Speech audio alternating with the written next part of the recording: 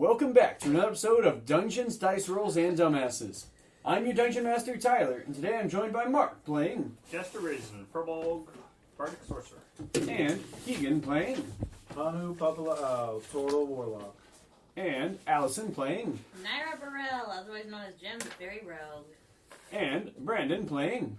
Zul'dan, the Tempest Cleric, Asamar.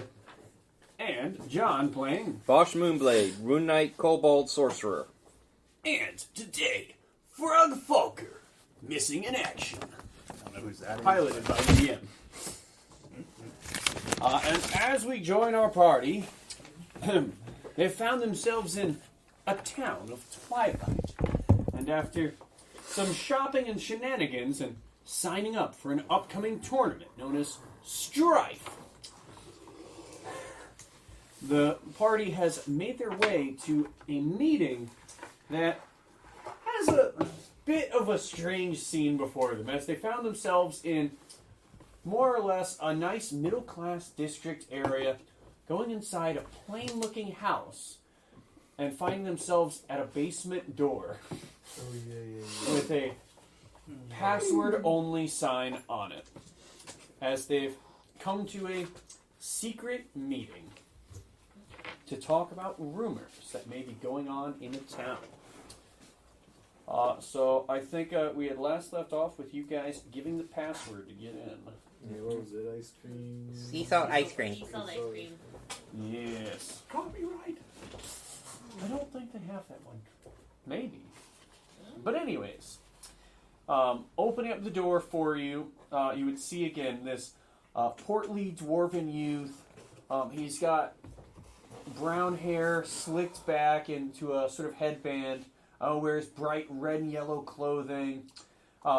You'd see he doesn't have a full beard just yet. He has a kind of patchy, closer to like a mutton chops almost beard, but hasn't quite filled in on the middle portions. And he'll lead you guys in. Say, you guys made it! Perfect! You're just in time. Snacks are about to get here. Is this dollar bill? This is dollar. This is dollar. This is Yeah. dollar. So the young dwarven boy leads you in. All right. You guys would see as Like, how young is this kid?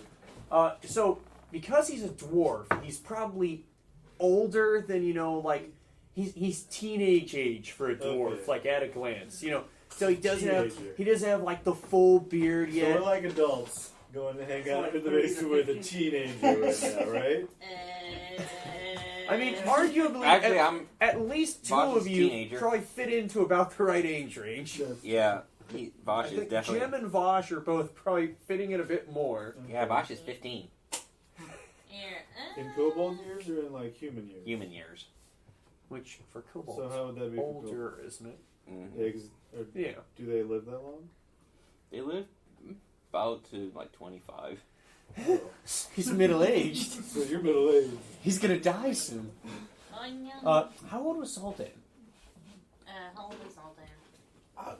Oh, goodness. I don't think I ever put his age down. Vaguely. Generic. Generic 20-something? I put my age. I never put his age down. Oh, goodness. Yeah, something like that. Say old enough to drink, I say. I'd probably say, probably around his In D&D. 26 or 27. Yeah. So, yeah, mostly grown adults going to, Yeah. teenagers' hideout. Jim is old enough to drink in fairy years, so, but Yeah.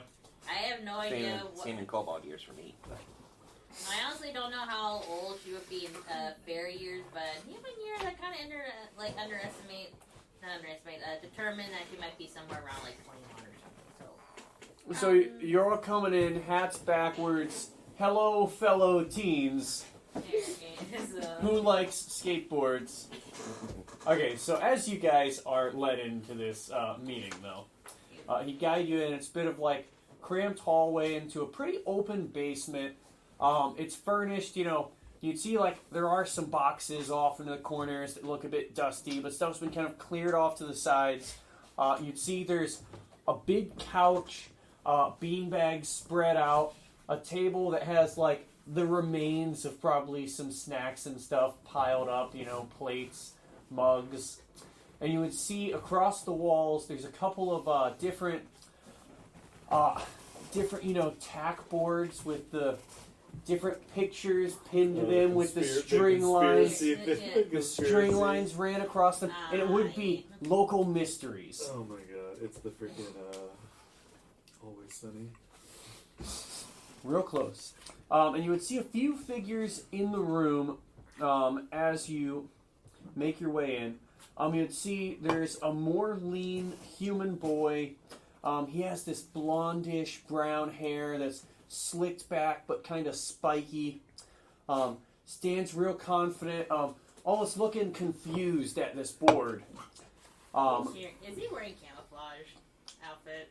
I would go with yes. Oh no, it's who I think it is, isn't it? I knew it. You don't know his name. Then you would see there's also a gloomier looking guy wearing a beanie. He seems to be one of these dusk elves.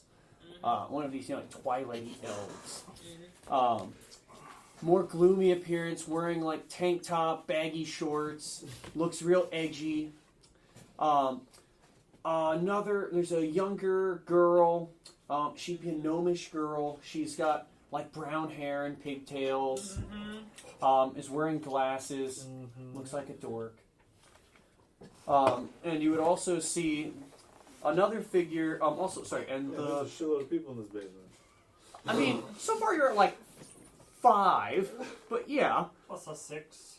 Yeah, with you guys. How big is this guy's house? So I will say, with you guys in here, it's a little crowded. Wait a minute. It's alright. No, I will say, some space and sit on the couch. you guys would recognize the gloomy guy as one of the people you had seen at the Strife tournament. And you would recognize another person, the one who was training. Yeah, the one who was coaching the other person training, and then you would see the other, the shorter figure with the corvid beak poking out, wearing like the very large hat and like black face wrappings, where all you can see is their eyes and a beak. Wearing like very wizardy outfit.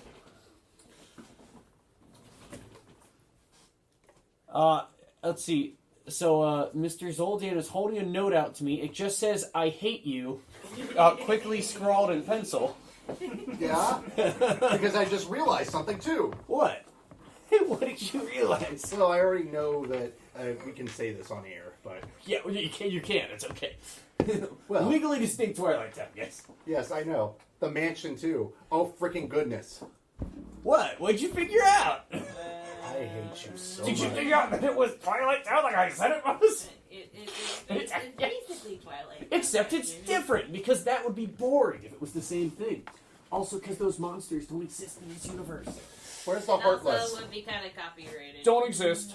Not part of it. Demons Completely, could become Heartless. completely legally distinct. The layout is actually, as you imagine it, if you're thinking of the Twilight Town from the game, actually imagine it just different enough to be legally distinct. That's what it is. That's exactly what it is. The color scheme is actually inverted by just enough. I like that. Right now, I wish I could play some music already. I've got one you get the parody of. You get to it. If we press on, I can't tell you which one it is. Anyways, yeah, that playing in the background in the radio. So, as you guys make your way in, besides having this moment of awestruck from Zoldan, what do you guys do? You're basically greeted, and as you all like pile in, so this is like maybe like a 30 by 30 foot space. As you like pile in, it's pretty cramped now. Start studying the pegboard. Yeah, I mean, so if you glance at the pegboard, you would see some pictures. A lot of them pretty poorly or quickly taken. We would see pictures of woods and trees. A picture that looks like just the ears of some kind of horse. You would see a picture of some what looked like sewer tunnels graded off. Pictures of the Strife Arena. You would see like very far off, probably taken from like on the train or something, kind of blurry pictures that show what you guys had seen of like just the top part of Don Saburo's mansion. You would see a picture of a stone tower, a picture of like different sewer grates that look like they're off of a street, pictures of like a jewelry store, and some pictures of lamps that seem to shine with like blue and purple colors, all pinned around in different areas. I want to go over to the like snack bar thing, see if there's any snacks. So as you're like going over the table of snacks and looking, you would see it's like pretty picked clean. But as you're going to look, there's like you hear like doorknob jingles and opens, and you see coming down the stairs a very lovely looking, the same lady who had welcomed you guys in, actually. So you'd see the dwarven lady who had invited you guys in. She comes down with like a whole tray of like fresh snacks. You'd see it's loaded up with like what looks like chips and cheese, fresh baked cookies, I think like a picture of juice. Yeah, and so you've got like the full spread of snacks actually just getting placed down the table as you're looking, while they're all like kind of turning their attention towards this board again. Bro, I'm gonna chow down and just listen. Yeah, and there's like what looks like really comfy, worn couch in the basement, and then like some beanbag chairs that are all pretty open because everyone's standing right now. Honey's gonna get some snacks and just plop down. Yeah. Chase Long on the couch.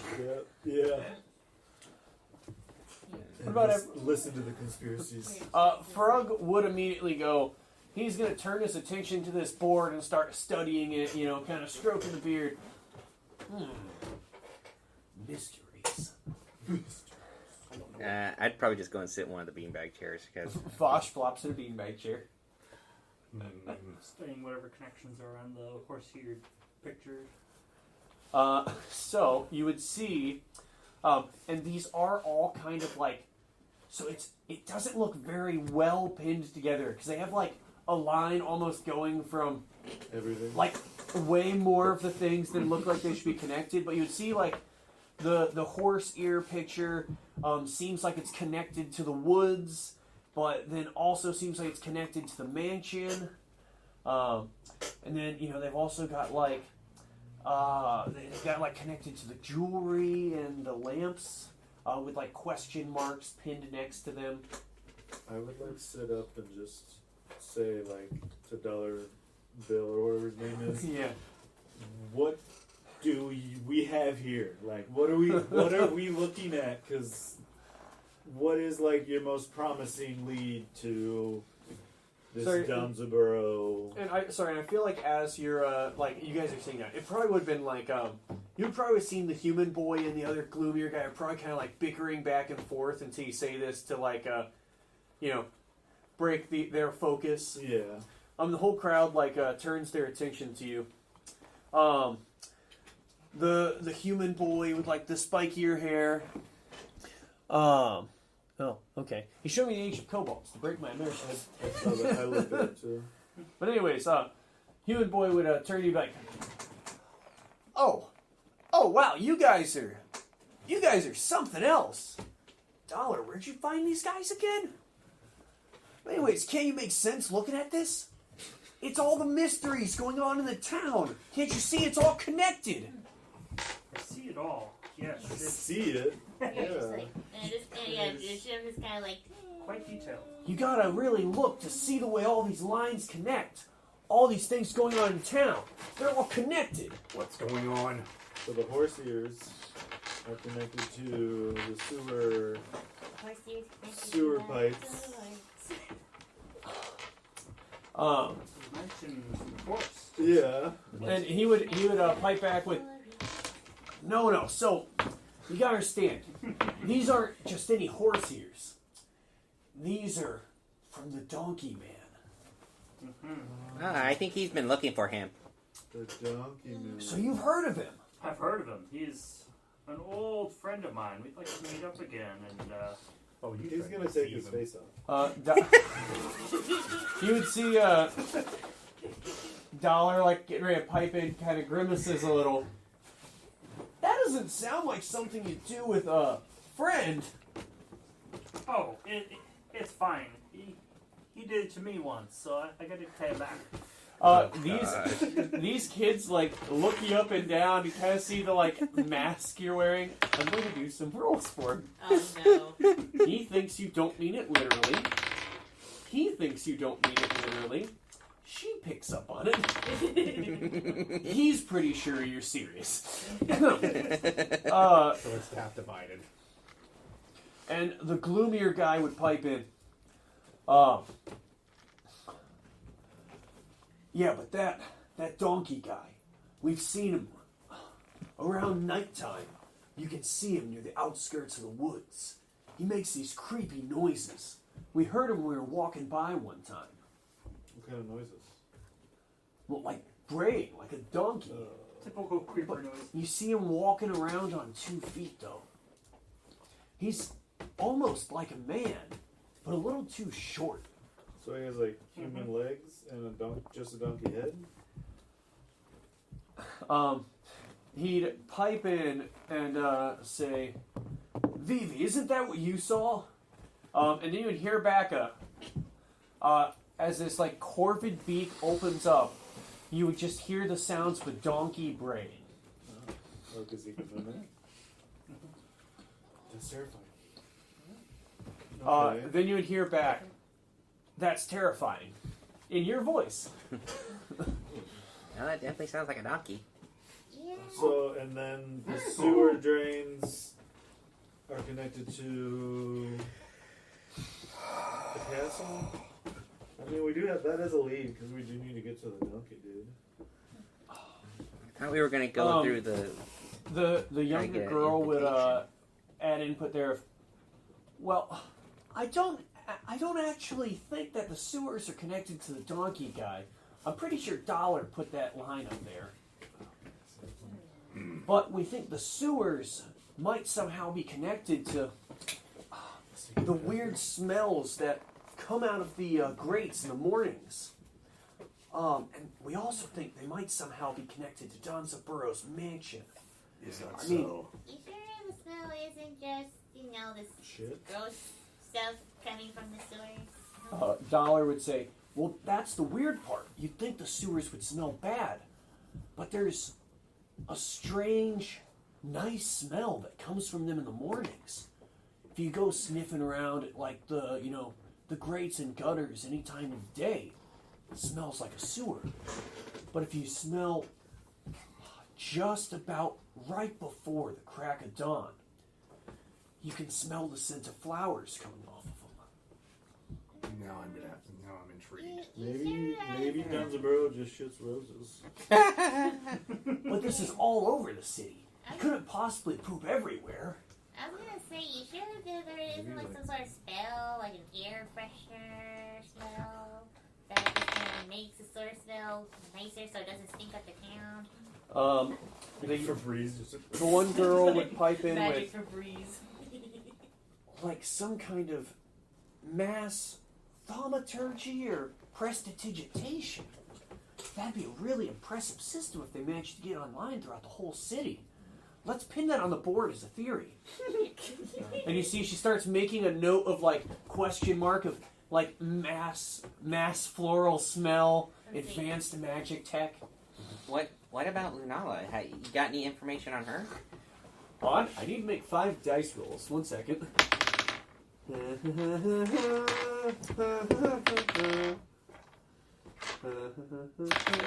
gets actually remembered. Mm-hmm. As you specifically asked, guys, had to.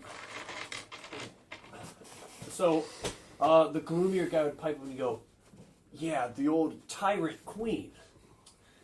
Hey, we don't, and then it would be Dollar piping up, we don't remember her that way. I mean, we don't, at least don't remember what she did. And that's weird, right? Yeah. You'd see, like, they have, like, basically a far off, it's like a silhouette of someone, where they have, like, question mark with Lunala's name. We're not sure how she's connected to all of it, but we know there's something weird going on with her.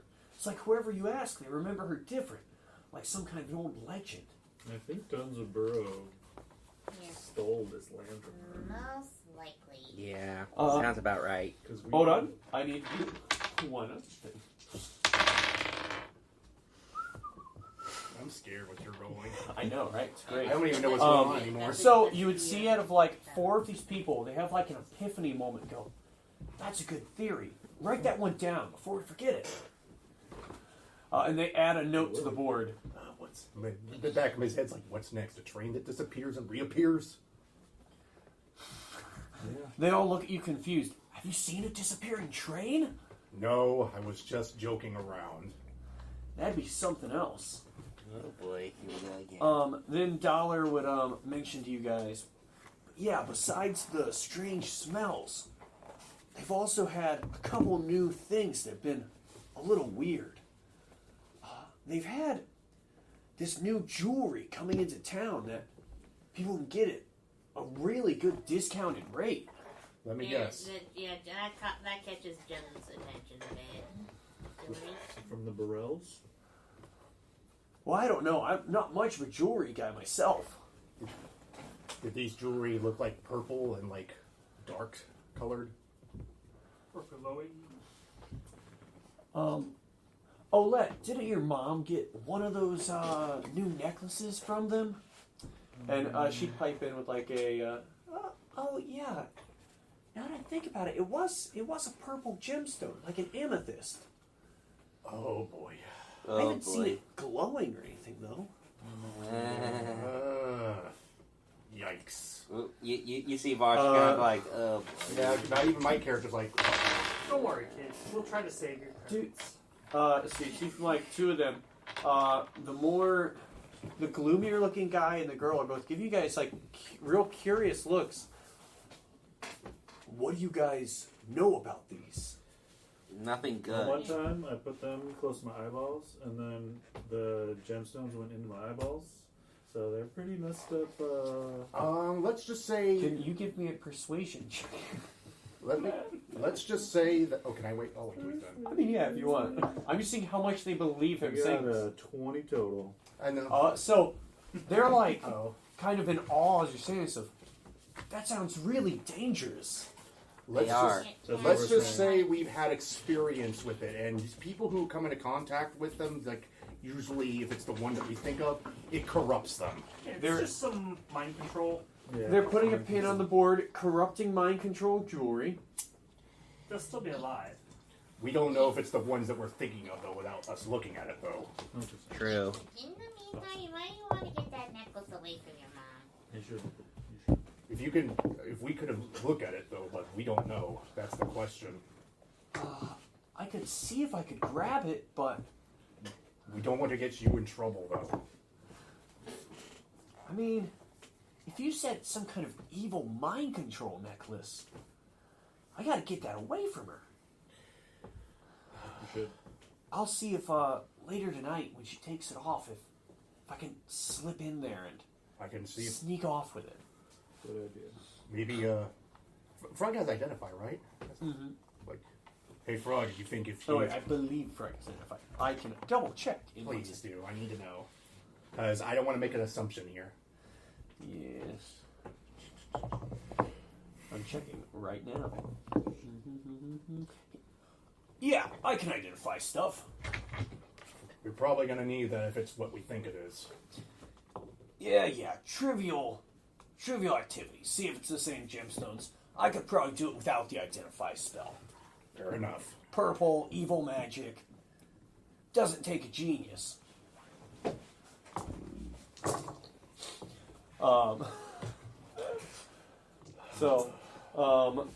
Dollar would also say, we also had a new lead we saw.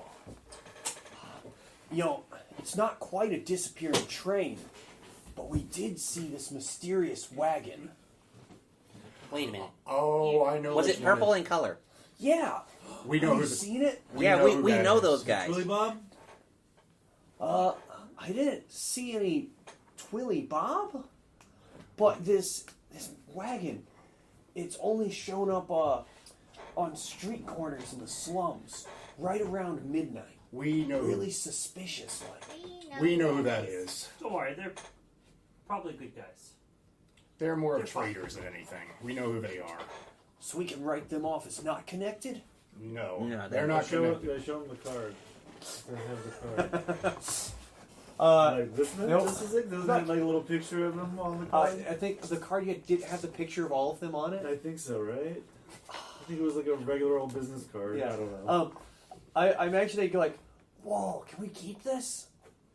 No, it's mine. But it looks so good on the board. If you go to them, you can get one. They're pretty much nice people. $1 would like turn towards the gloomier guy. Cypher, you're gonna have to go there and check it out. You know I can't go out that late. What is it late right now? Yeah. So you guys, it was like 7 p.m. So I mean, imagine as you guys like here having snacks and looking over the board. It's probably like 7:30. You know what? I'm just gonna get a small cup. Is there like a small cup I can get? I feel like they're all small cups. So I'm just gonna pour a little bit of cup of coffee. Okay. You should give the kids that. Yeah, coffee. My character Start pointing at the my board. character just points out like, anybody want coffee? We're gonna be up all night. Is it going to be A espresso few or of is it them going to be would that take nasty you crud up on you the gave us last coffee. time? Yeah. Yeah. That's the Yeah. question. You're rolling for your cup of coffee. I mean, a few of them will say yes to the coffee. All right, let's see if this works here, shall we? Sometimes this thing does not want to work. Has it ever not worked yet? Yes. It has. Yes, it has. But is it on like the? 2. Doesn't work.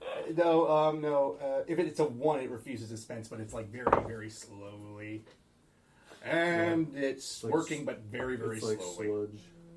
sludge. Yeah. Like, Imagine the quality of the coffee's down too. It's been sitting a while. I'm good. I don't need it. yeah, I'm sorry, guys. Ugh. What did you do? Keep this thing in your bag?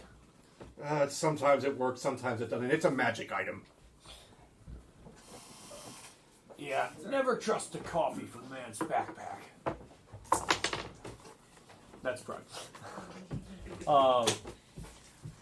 So you're saying, and this would be a $1 review. So you're saying we can rule off the wagon as ain't the interest? They're pretty much... It's interesting, but I don't think it's connected to your Danzaburo.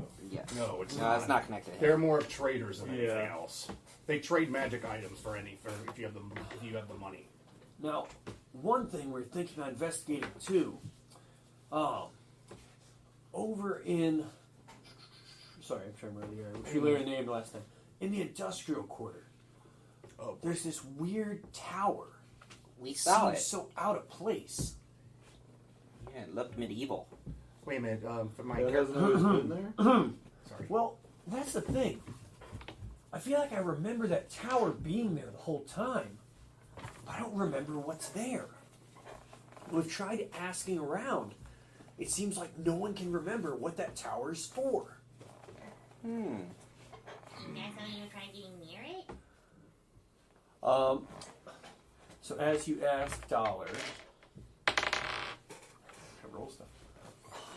I feel like we've tried to check this one out before, but I can't remember what happened. You just can't remember it when you leave. I'm not sure. It's like, I know at least a few times we've gone over there to check out the tower, but then we came back with nothing. It's really weird. I mean, that's why it's on our mystery board. We can't figure it out. Huh. Okay. Maybe we should check it out and see what's going on So there. what do we think here is the most pressing? I I just want to get into what's his name? Danzaburos. Danzaburos and murder this guy. Well, I think that well, was that's one of the following- reasons we're trying to get. We're doing the Strife You had tournament to say it too. in front of the kids. Well, I will say, They invited so full-grown people so into two- their freaking basement. two of these kids look like taken aback by this. I'd say so. The little corvid one, the gloomy guy who you would have if you pay attention. His name was Cypher. Yeah. But it's spelled like a cipher, not like a different. Yeah, That's also that's Cypher. not that one. And then the other one would have been named Vivi, the little corvid. And the other guy, who no one said his name yet, but the other guy, they don't seem super bothered. I would say Olette and Dollar both seem a little more, oh, that's kind of a weird thing to say, but... Sorry. Well, as far as we know,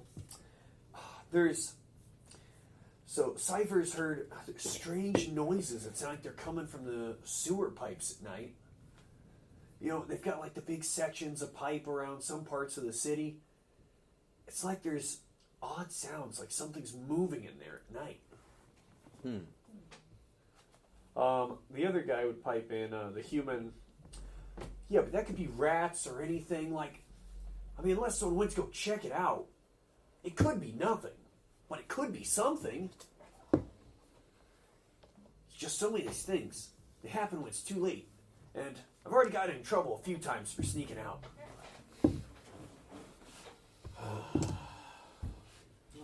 Looks like this is a job for us at this point. I mean, I could come along with you. The more gloomy one would say, I could come along with you guys if you want. Unlike these losers, I don't have a bedtime. Do we really want to put these kids in danger? I don't think so. They want to come. Why not? Why not? Danger. I am the danger.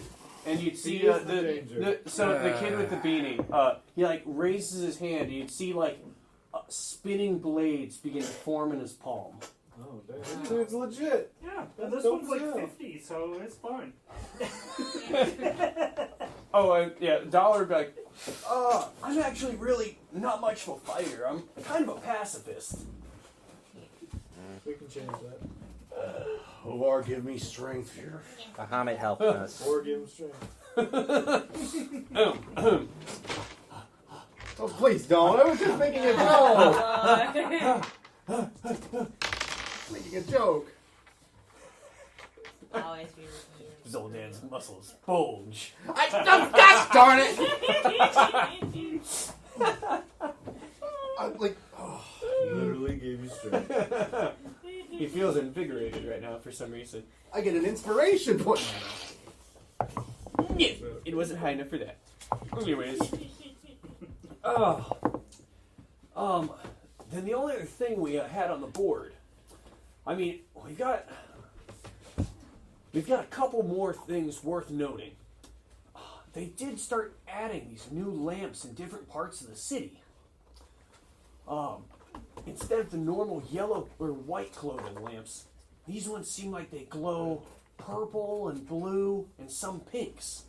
Oh no. Oh dear. That's Not good. Crystals? Frog would pipe in with, are you guys thinking what I'm thinking? I think Yeah, so at sounds this about the point. same. These need some investigation. Yep. We're gonna have to look in this directly now, fully. Hey, what? I'm trying to think. What does he call you? I forgot. Those are slurs. He calls me cult leader. He calls I know. He calls Coley, me I remember Flurry. Flitty. I'm trying to remember what the name for Fosh was. He's gonna be so disappointed in me. Oh yeah, Pipsqueak. Yeah, there you go. How do you feel about breaking some lamps? How many are we talking about? All of them. I'm not sure yet, but we can walk around and find out. I reach in my bag and pull out formerly pink crystals. Does it still glow? So those crystals would no longer glow. Oh, okay. They would be like a very faded rosé color, but they don't glow anymore. Okay. Now that they're not in that specific area. Okay. There's a lot of shit to do in this town. Oh, and there was one more thing worth mentioning. You said you're trying to look for that donkey guy, right? Mm-hmm. Just a heads up, the woods that surround Don Zaburo's mansion, they have some kind of weird magic on them. We're not sure if it's one of his rules he set out for the land, or if there's just something weird about those woods. But when you go in there, it's like you see things that aren't there. Shadows jumping around at you. I heard someone the other week, they went in there trying someone had dared them and they were trying to be brave, and they said they saw themselves in there.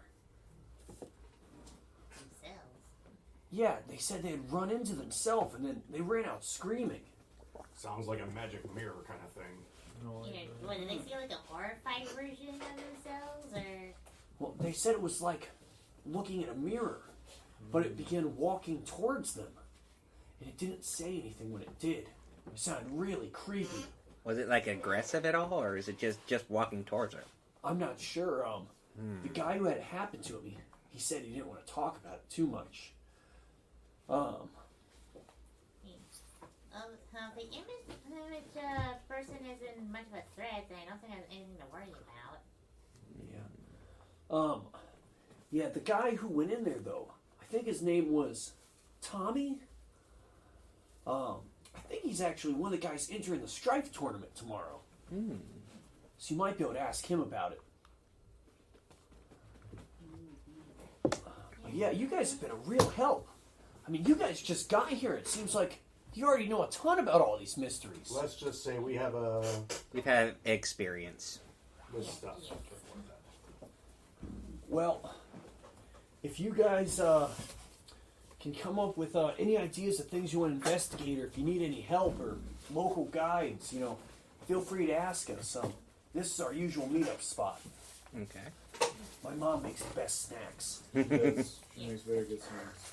Hanu, covered in cookie crumbs. And it's surprisingly a very trusting lady, letting grown adults into a kid's basement. Very interesting little. Well, I mean, it's a pretty good neighborhood. You guys seem like nice people. We'll do it, right? Sure, we'll do that. Doe-eyed, trusting.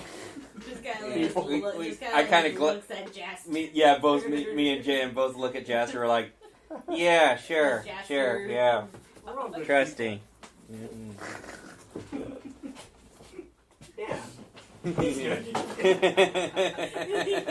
Wait, what? I have to pay more attention to these things. It's a dungeon master. So, my question for you guys was, with that, is there anything you guys want to do? So I'd imagine, hanging out, talking about this, you probably have, a couple hours pass of going over all this stuff and all these theories. It's probably closer to, 9 o'clock as you guys are done with this little meeting. Is there anything you guys would want to do as far as pursuing anything now? You want to try to get the donkey man before the tournament? Or do you want to go into Tweely Bob's? I will say, I definitely have a lot more prepped for a tournament. I'm good, really bad. I do also have Tweety Bob's prepped. Probably Twilly Bob's. Well, we can go to bed and do the tournament. Yeah, that sounds I like. do want to do this tournament. Yeah, same. I definitely do want to Possibly do this fuck some tournament. shit up. So should we just go to bed, do the tournament, then we I can mean- go to Twilly Bob's? You could go to Twilly Bob's too. I mean, It's okay. It's just a walk. it would be at midnight, and you're already at 9 o'clock now. So Yeah. if you wanted to do that, I know, which would be better? Her going to the resting after the tournament tomorrow, or going to the If we go I to mean, the tournament's an all-day thing too. So Yeah, I think we probably need our rest then if we're gonna be doing Well, that. the point was, you guys have time if you wanted to do both. Yeah. We can go. We We can can go go. to Twilly You're Bob's. adventurers. You Let's- stay up let's till go to midnight. It's Twilly not Bob's. gonna give you exhaustion or anything. You never know what we might be able to find. True. We don't know how much money we have. That's Just true the last too. time we bought it from them was 7,000 gold. It was expensive. We don't have quite that much. I still have my Halo, so And I still got my hammer. I still got We my did just sell the stack head. Still want to see what we have over we there. did sell the stag head. So, you guys start making your way towards the slums. I'd say so. You're passing through red light district, nice and lit, still very active. Debauchery. I would make Vosh look as we're No, walking. no, ain't looking. Lots of different people greeting you and passing by, all the fun stuff there. I just kind of can imagine him. There's different spots. It's just people drunk and fighting and outside of bars, stuff like that too. You know what? Right now, I wish I could just call lightning and cause problems. Here, I can There aren't a lot of things other than your alignment stopping you. I can kind of imagine Hanu just carrying Vosh, just there. You gotta look at this. Hey, Gotta look. I can imagine that. Hey, let me go. I'm so close to calling lightning down. I wouldn't be against it. Okay, I'll just kind of be like hiding on top of Hanu's shell, just like. This is a normal part of life. Disgusting. Oh wait, I'm trying to remember. Was Jem just like oblivious to what was going on in that district, or was she aware? I'm trying to remember. No, she was oblivious to it. We yeah, basically were like, yeah, there's a reason for Cover it. your eyes. I cover my eyes up. Oh, for Um, crying out loud. There are a lot So- of friendly people in there. That's a nat 20. They just want to be your friends. There's like really handsome fairy guy goes up to Jim. Oh, hey, beautiful. You you're gonna have a good time tonight? Yeah. Leave her alone. Whoa! I didn't realize you were with someone. Sorry, I'll leave your girl alone, man. And he backs up.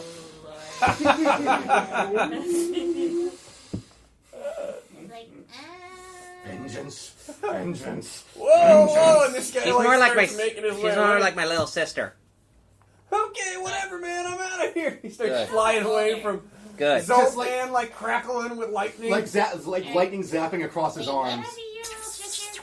Hey, Would I be your little shush. sister, or Shush. would I be your older sister? I'm trying to think. Like, how? Like, since I'm a fairy, you're a kobold. How does the age difference work? Why do I do this to myself? I'm Oh. about to.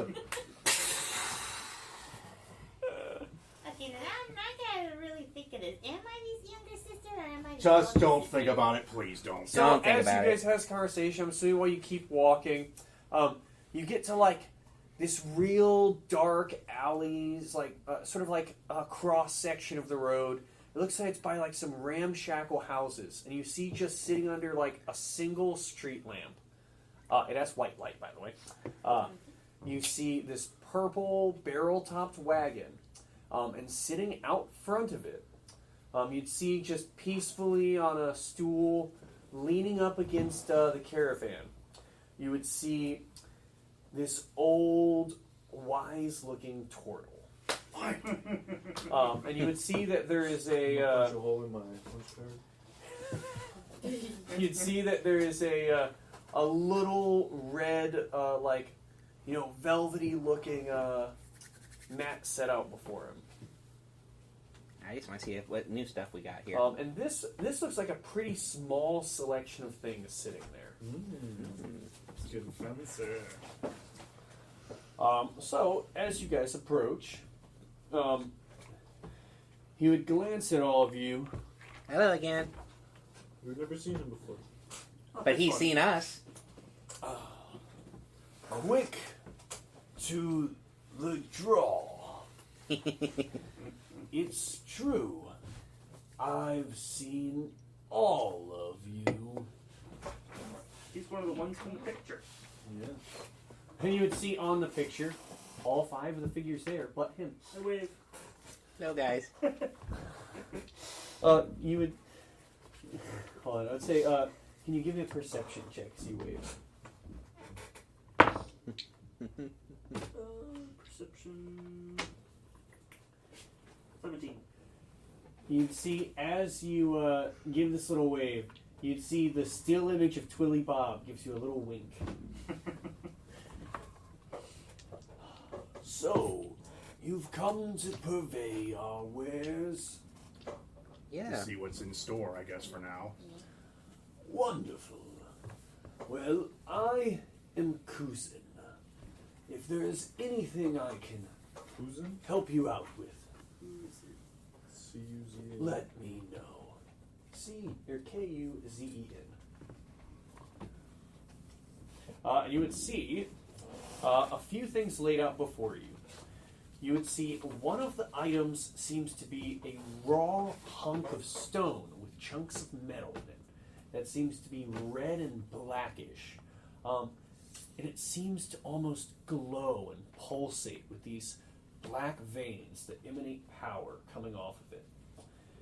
You would also see what seems to be some kind of small, handheld, almost like a lightning bolt.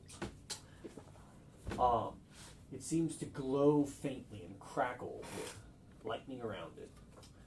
You would see one of the items is a plain black leather glove The only noteworthy thing about it is it seems to have paw pads like a cat has on it, and it's just one glove. You would see one of the items is some kind of a tome that has a script. I think a couple of you, if you speak Draconic, would be familiar with. That has a depiction of a dragon on it. Those of you that can read it, it says Tome of Dragonkind. Perfect for you. Yep, perfect for me. One of the items is this very ornate, beautiful golden lamp that seems to have this beautiful filigree all over it. But there's just one thing that stands out on it.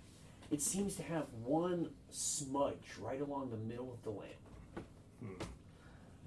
And the last item is a golden ring that seems to have symbols etched all around it. Yeah, there's just one ring there. One ring to rule them all. Okay. Where's Sauron? Oh, he's on next door. Yeah. I swear to goodness. We don't have Sauron. We have his lamer cousin, Saruman. Yeah. You guys want to know about any of these things? That is what you see before you. Is these 6 items. That I would say still available is also those other tomes that no one's really bought yet that have those stat boosts. Yeah, 10 grand. Those were 10 grand, right? Yes. Yeah. I'm Pay curious to about, play. I'm curious about the lightning bolt. I know I'm not going to... And I'm curious about the tome of the dragon. I don't know what the rock's about. All right. So, as you ask about the lightning bolt, yes, this item, as he picks it up, crackles with power. You could use it when it's on your person and attuned to you, to channel lightning energy into your weapon attacks, or to cast powerful lightning spells. But careful not to overuse it, or you may have a bad hair day. This one is 4,500 gold. 500. Okay, I'll keep It's that a in mind. rare item. That's understandable, and I appreciate it. Thank you. And this tome, young kobold, this is a wondrous item. There are many charges on it that gradually return to it, and it allows you to cast a variety of spells that give you aspects of dragons, different sorts of power. How much is that? Oh, sorry. This one is 10,000 gold, as it is quite powerful. Oh boy, You 10,000. start saving it up. Well, hopefully we win that tournament. Was there a cash prize for the There is a prize for tournament. You guys just, it was undisclosed at the that's time. what it was. Mm-hmm. It exists now. And he would tell you, Jester, now this stone is a very, very rare material. The black and red stone? Yes. This material was synthesized by chromatic dragon cultists, designed for more evil intentions. But, like many things, it depends what hands it falls into. But the metal functions as a sort of poison to the bloodstream of dragons. This is a raw chunk of this dragon's bane. It could be used to craft a weapon or item, depending on what hands it was brought to. We need that. This chunk is 3,000 gold pieces. Do we want that? That sounds like it would be very useful. It would be for good the for him next to craft dragon into we something. Yeah, I do. could craft it into a sword. Okay. Or some kind of weapon. That. I have 3,000 gold. You want to hear about the other things before you buy that one? Yeah. Yeah, I'll sure. say, I know you guys are going to go through all the items anyways. Yeah. But before you spend your money, I'll let you know. Which one you hear about, the lamp, the ring, or the glove? The ring. The ring. Yes. This item, when we identified it, it is a ring of invisibility. It seems It is. whenever you put it on, it renders you completely invisible. But you do have to attune to it, whether it's worn or not.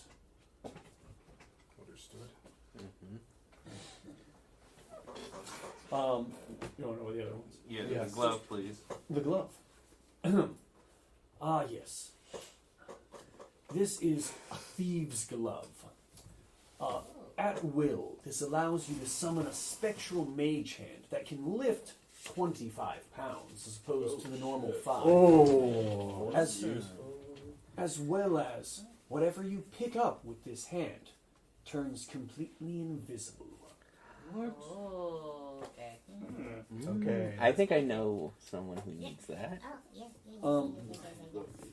How much is that? Oh, sorry. This one is 3,000 gold. Sorry, the ring of invisibility is 4,000 gold. That's fair. a little curse. And there is, 13,000. The lamp. of course, this beautiful lamp.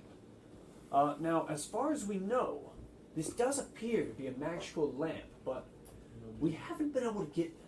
Well, you would think it seems like one that would be enchanted with a genie. There's definitely powerful magic coming off of it, but we haven't been able to get him to come out. So this one is on quite the heavy discount. This one is only 1,000 gold. Or, if you're willing to give up some of your own wisdom, I'd be willing to take that as a trade. Like literal wisdom. You could give me an insight check I'm not if doing you all want my to wisdom. interpret what that means. I already have the good wisdom here. It's an 8. You're not sure what it is. Am I able to roll instead, or I mean, you can interpret it how you want. You could roll if you wanted, yeah. my wisdom is pretty good, like just a regular wisdom roll? No, this is insight. Insight. Okay, yeah, I'm good with insight. Yeah, see if you 11 plus 6, that's 17. you are figuring he does mean. You would infer he means something literally taking wisdom from you. Yeah, I know what that means. No, thank you. I'm not good. It means taking literal wisdom. Alright, so I think we definitely need to get the rock. The rock. Because that might be useful for the next 2 dragons that we have to kill. And Right. So who's buying the rock? I'll pay for half the rock. I can pay for half. And then if we do the rest from the bag holding. And then I'll buy the lamp. for You buy 1,000. the lamp. All right. I'm not So, giving any wisdom. You buy the now. lamp. So as you pick up the lamp, just roleplay wise, as you see a lamp, this lamp is beautiful and ornate, except for this one smudge on the front of it. like it's missing something. No, there's just one dirty I spot think on the that's whole what's lamp. preventing the genie from coming out. I mean, it looks like it's on there. It looks like you could just wipe it off. Oh, goodness. I'm just telling you, that's what you see as you look at it. It's basically like it's beautiful and shiny, other than one spot looks like it just has like a tiny little food stain on it. They're broke now. Yeah. We gotta win So this who football would got the tournament. Dragon's Bane? I just Okay. want to put that in the bag of holding. I figured we So would are you use paying that. the other half of it? Yeah. I did. Alright, so you marked off 3,000, you marked off 1,500. Yeah, because Um, I could smith that, no problem. Say, did anyone else, did you want the Dragon's Bane, or did you guys want it in the bag? I mean, if you wanna- Are you able to use it? He's a Yeah. smith. I'm a smith. I can make He's weapons been out of going it. on a smithing I mean, side quest for a while. Yeah, sure. Yes, it was for like if you could make each of us something. that- Right, I would right. say, Or so just with something. with that size of it, it's like you could make a piece of armor, a weapon, or some kind of magic item. Just depending like on who one it was thing. brought to. Just it would one. be enough for one thing. Okay. Okay. So it's a raw material. You guys have some of those scattered all over. All right. The book I might have to come back for. Yeah. The lightning bolt we too don't for have, me. we don't have much. Well, if you guys come into some more coin, please feel free to return. Well, most definitely. I sounded way more sinister than I wanted. I wanted to just go with slow, but I didn't want to talk slower. I would like to purchase that glove, The please. glove. Ah, yes, that'd be 3,000 gold. Yep. Okay. She hands over her, reluctantly hands over her one diamond that's worth 25 AP, and she also has. Jim's been holding out on us. Yeah. Well, she does collect gems, so I Yeah. mean. Yep, so She'll be doing it better now. Yep, that's why she's sacrificing the diamond. And so that has 2,500 GP and gives up gems that are about 500 gold worth. Oh, right. So then you have this one. So you've got this one leather glove, and it has like the little kitty cat paw pads on it. Aw, this is cute. Attunement required, yeah, probably. Yes, you do have to attune to that one.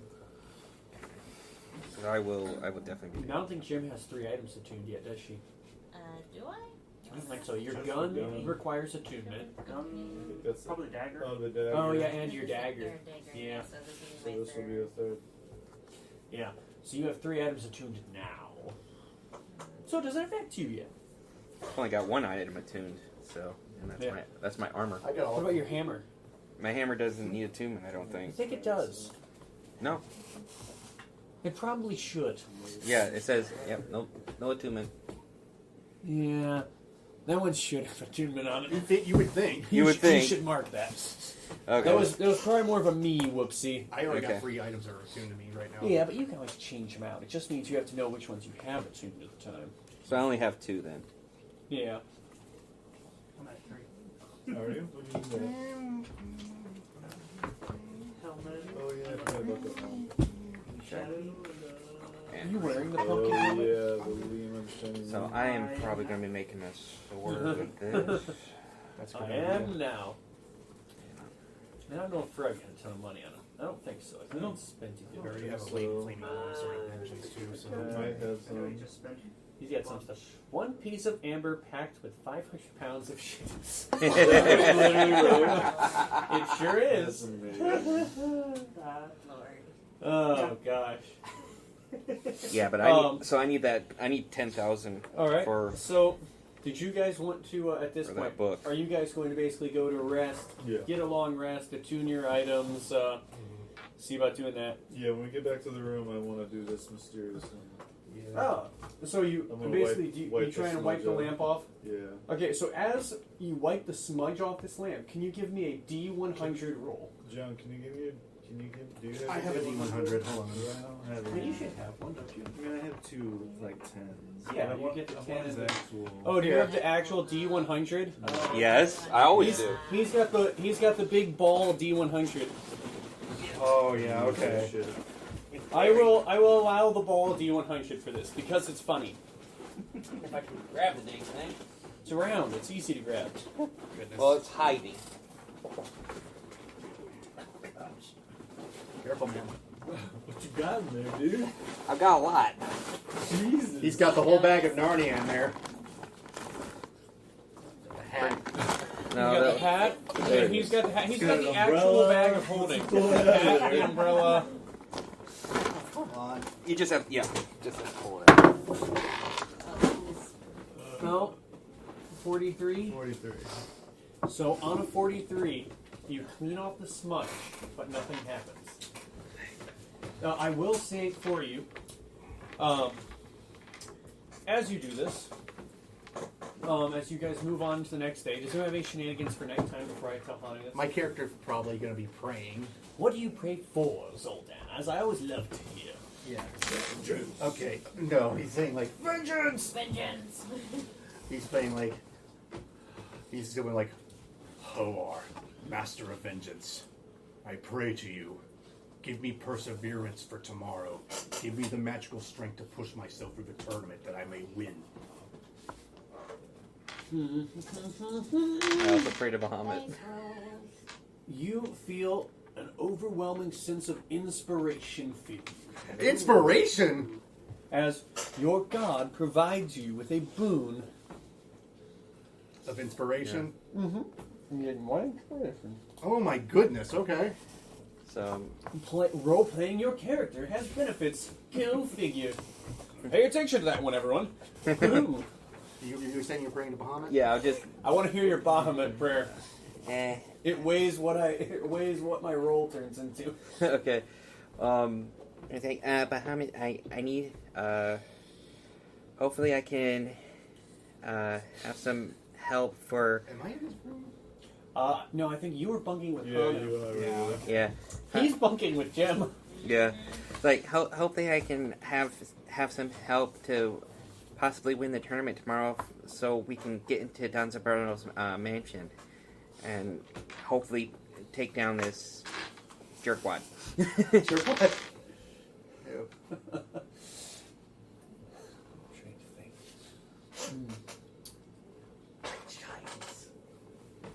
It's a pretty high roll. Trying to decide what I want to do with it. For now, I will say nothing happens. Okay. Was there anything anyone else is doing as far as Jem or Jess? Jen probably sleeping in her bed. Well, I mean, while I'm doing this, Here, You're praying to Hoa? You're praying to mine? I want to hear what it is. Oh, gosh, here we go. Please stop spying on me, you little creep.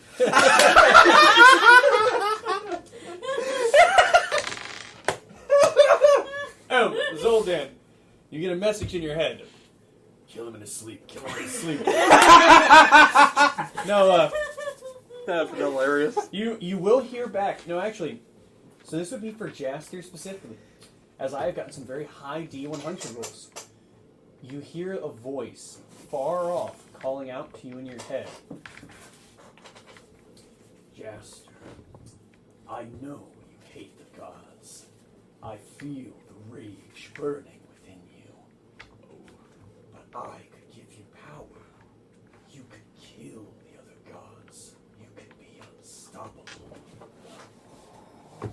Give in to the power of vengeance.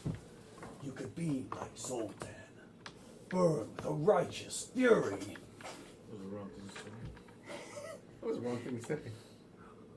I'll burn all of you without your help.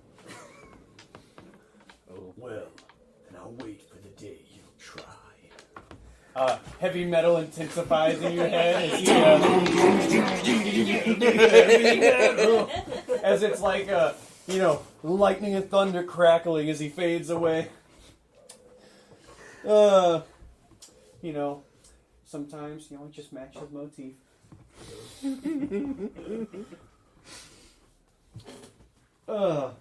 Alright.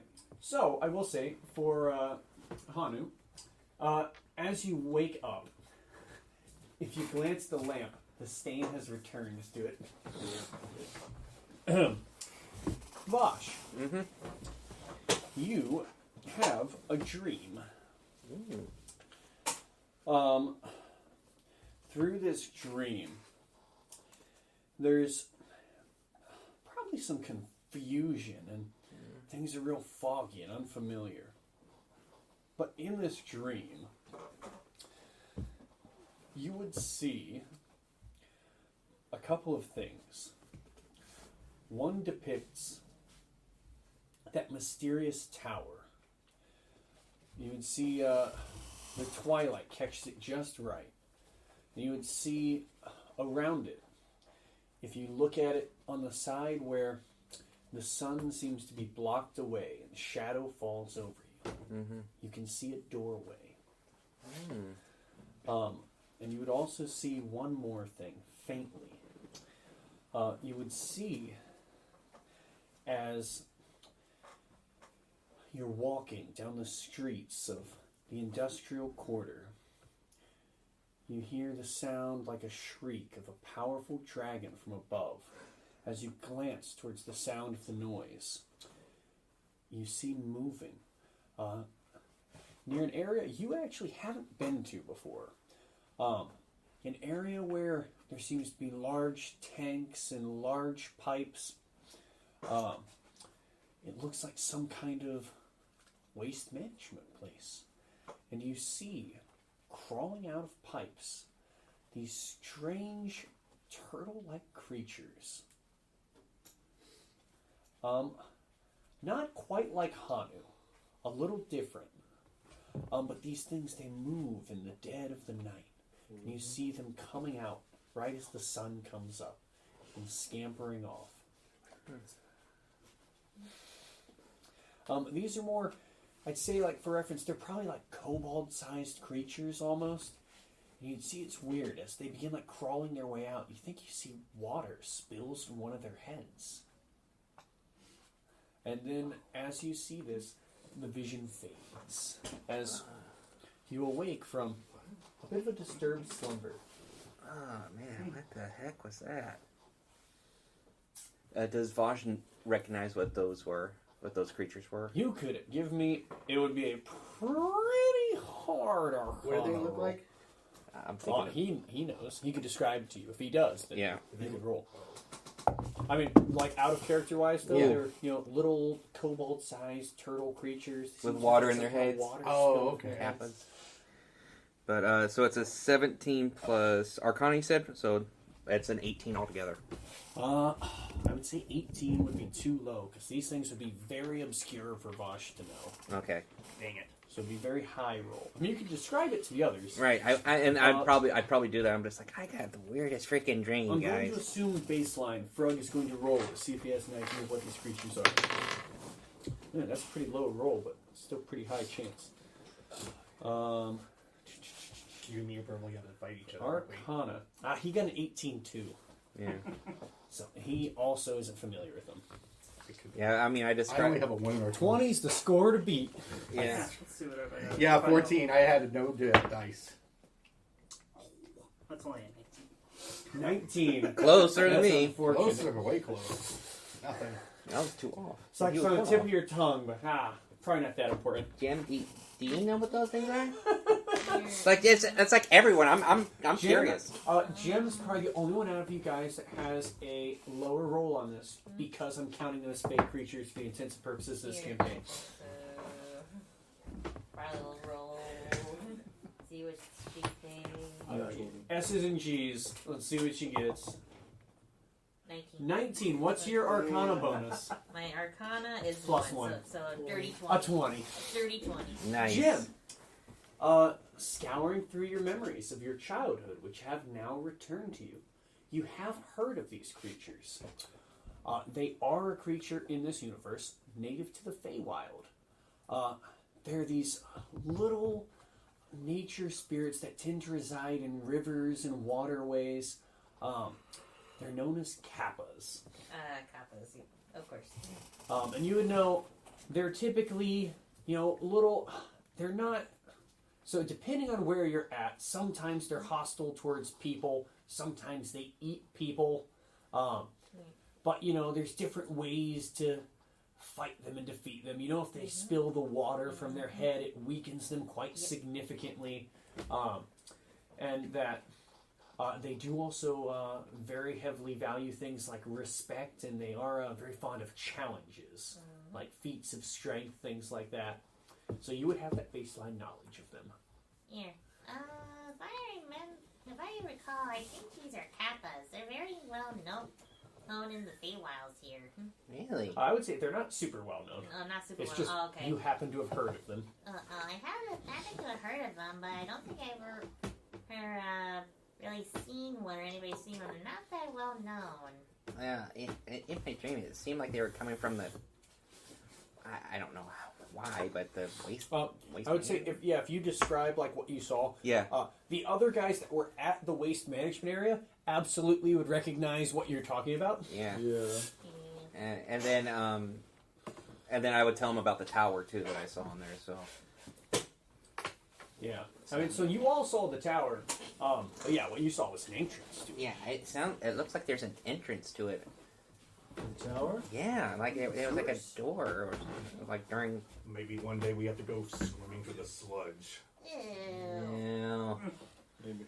Or maybe the Kappas could be an ally, because I did pray to Bahamut last night, and maybe he's giving me a heads up that they might be an ally to defeat Don Zaburo. I hope you're right. It's a possibility. Because hopefully they'll show us another way in, because I don't want to go through this stinky Another story. conspiracy for the board. What are the odds, though, guys? I had put those those people pray to different deity rolls to like top 25 percentile. I got in that 3 rolls in a row. I was like, okay, well, This is what. the gods are active tonight. Right, they're actually listening. Alright, well, we'll do that. You guys want to do this tournament? Who's fighting in the tournament? I am. 4 for 5 so far. You're the one. You're the odd man out for this Oh, one. really? Jim was going to? Yeah, Jem's also in it. I'm in the martial class. So as Me and him are in the magic class, so Yeah. this will be interesting. You- Magic.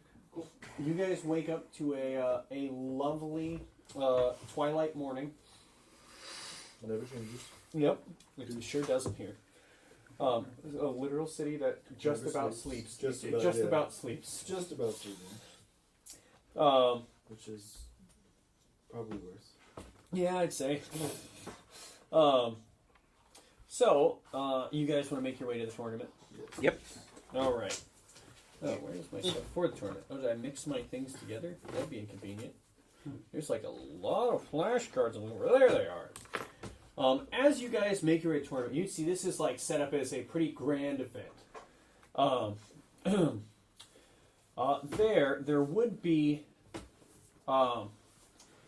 You see a pretty decent crowd gathered, and there would also be like a new board set up. There's like a board set for the brackets of who's fighting.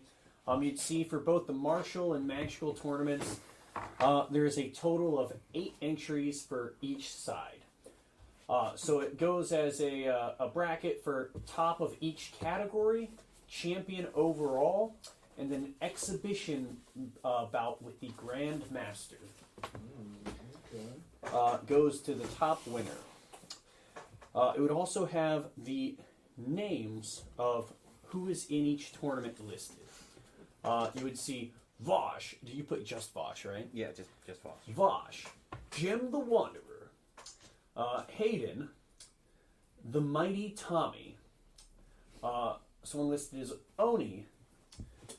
Someone on there is simply Vrogert, Julie Hops, and someone named Heck. Just heck. Yep. Is the martial combatants. Then for the magical contestants, there is Raster, Zoldan, Cypher, Naomi, Vivi, Twilight, Martin Mitchell, and Erland the Evocator. Uh-oh. That name sounds bad. That's the goal. That kind of sounds overly confident. I imagine Frog would probably pipe in with that. You know, now that guy, I think he's got some style. But a little over the top for my taste. Yeah, when you give it away like that, it kind of sells too much of it before you're actually in a fight. Now we know what to expect from him. Yeah, very true. You guys would see there's a pretty decent crowd gathered. And you would also have, like, where your registration was, there are a series of things laid out where you could access them. For those in the magical tournament, you get a Strife staff. As you look at this thing, it looks very much like different colors of like almost polymer-like design to it, with like hand wraps, and all of them seem to be like this real heavy foam padding, and these gemstones in it that glow and match the motif. So you get to pick out a different colored one. They pretty much have all the different colors you could go for style-wise. Blues, reds, purples, greens, yellows. You already know which color I'd pick. Like bacons. For the martial combatants, there are a selection of weapons you can choose from the base items of the Strife knife, set of 4, the Strife sword, the Strife axe, and the Strife bow and arrows. Which, for reference for our people who can't see these, they're drawn out. It's a set of blunted, like foam daggers, big foam sword, big foam bits on the end, axe with basically big plush blade, a bow that has punching, the punching fist arrows. Love it. Here. Yeah, they all look very much like almost Nerf style. Yeah. It's Strife or I nothing. think I have those two at home, actually. It's Strife or nothing. It's time to struggle. Strife. I don't hear Square Enix. Anyways, you would also see the prize list is now shown. Oh. Where it would show first place And second place for the martial category provides a prize. Second place gets two. It'd be the same for martial and magical. First and second place. Second place wins a prize of 250 gold. First place wins a prize of 1,000 gold and a new Strife weapon to keep. The overall champion wins 5. So that'd be basically whoever wins martial and whoever wins magical face off. Yeah. Overall champion wins 5,000 gold and the Amulet of Strife. And the amulet? And if you are able to beat the grand champion in the exhibition match, the prize is 10,000 gold and a special item from the grand champion. I would tap Vosh on the chest and be like, "There's your book." Yeah, there's my book. Well, good luck. Good luck to you too. Well, Haster. Wait, Raster. Raster. Well, good luck to you too. Yeah, I'd probably be taking the sword, so. Yeah, I mean, I hope you win against everyone else. Yeah. I know you're being sarcastic. Now I will say, for you would see. So there is an announcer. This guy is dressed in like very over the top, colorful, puffy outfit. He's kind of a chubbier guy with a big rounded mustache. Has those eyes that kind of squint way too much. For all contestants of Strife, first there are some baseline rules you should know. For the martial classes, they are a bit more restrictive. We know there's a lot of you spell swords out there, but whenever you're fighting in a martial tournament, you may not use any damaging spells. And you should note, any healing magic you may have will be ineffective in increasing your Strife health. Now, if you may have spells or abilities that enhance your physical prowess, those are fair game. When fighting, you'll start with a set amount of HP. You start with a set amount of SP, which is your Strife points. Whenever your Strife points hit 0, you lose. Now, good tips to keep track of. Remember, riling up the flow of the crowd may give you advantages, and as you fight, different terrain may pop up. It could work to your advantage or your disadvantage. And you want to keep track of different types of moves you can do as martial classes. Offensive actions, reactive actions, defensive actions, and dodge actions. Which I have a cheat sheet card for you guys to look at what they do. Because the way combat will work for the martial fights is you have 4 different options you can do, and then they both go off at the same time. So kind of rock, paper, scissors-y of if you do one thing, it depends on if the other guy does the other thing on what they do. So you can either be face checking or someone else could be getting you for more. Or, getting more defense, more dodge, more movement, that sort of thing. Also, keep your eye out for any boons you may find appearing across the map. Things that can replenish your armor or give your attacks some extra oomph. Now, for our magical tournament, due to the power scaling of the many spells you may channel through your staff, you just need to ensure all magic is channeled through your staffs.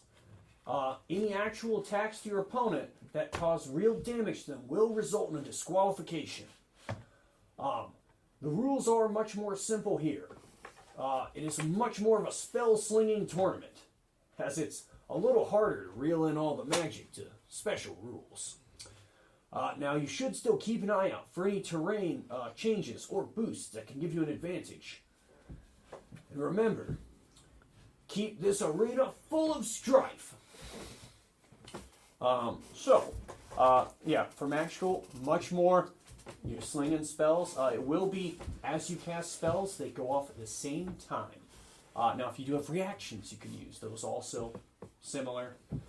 So you get similar to normal, the options for like moving action, bonus action, reaction What per about turn. spiritual weapon? So that would be a damaging spell. For magical, fair game. So it's a spiritual weapon. It's I a can just spell. But if you bust out your sword and hit them, that wouldn't work. Now, I will say, in the magical tournament, you are allowed to hit them with your strife staff. If you run out of, spells to use. Also, for the magical people, I will say, it will still drain your normal spell slots throughout the That fight. makes sense. What about cure wounds and healing and all that? So you could heal yourself. It won't raise your SP. It would heal your normal health, but it won't raise the points of health you have for this. It's effectively like having temporary hit points over the top. The damage from this affects those temporary hit points. Now, bonuses around the map may give you different things, such as magical energy, bonus hit points, bonus damage, different power goodness. added on to what you do. Oh, this is going to be complicated. Not super complicated, but a little bit. Vosh grabbed the sword. Yep. Jim, did you want to grab things from the martial weapons? Yeah, I'm trying to decide between the bow and arrow and the daggers. You can have both. Oh, I can have both? Okay. I can have both. Okay, I'm having both. So, I'd say they would count that as like if you are playing a ranged class, they'd let you have the daggers and the bow to use. Okay. The strife staff is more just a fun thing. Okay. It's what you're using. So, let's see. They would start with someone in the martial category first. Who wants to go first, Jim or Vosh? I'll probably go first. Makes sense. Oh, wait. Does Jem happen to be wearing a mask during this? You said you were getting face wraps to wear for it, so I'm assuming Yes, you're all closed up. Yeah, okay. So I do have to make a check for Frug. As I checked with him, he wants to keep an eye out and see about doing coaching. Yeah, I'm gonna do the same. Could I was thinking I have True Strike. Could I cast that on is it just so? sorry, they would specify if you cast spells on someone else, it would be cheating. It'd be one of the rules they were listed. Sorry, I would have on there. Outside interference is banned for this tournament. So if you're caught cheating for them, they could get disqualified. If you had subtle spell. If you did it sneakily, Yeah. possibly get away with it. Okay. But if they caught you doing it, it's an immediate disqualification. True. Sorry, I got a thing to pull up. For Frog, he is keeping an eye out. More perception, which is a 20, so he's very perceptive as people come by. So, you would all notice before the rounds begin, a figure that does seem to make a good bit of commotion as he appears does show up. You all would see, he doesn't look like that.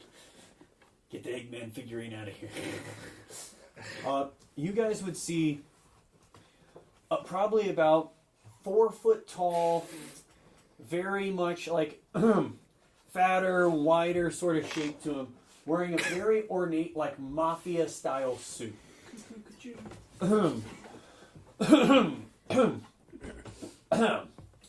Oh, I do love a good tournament.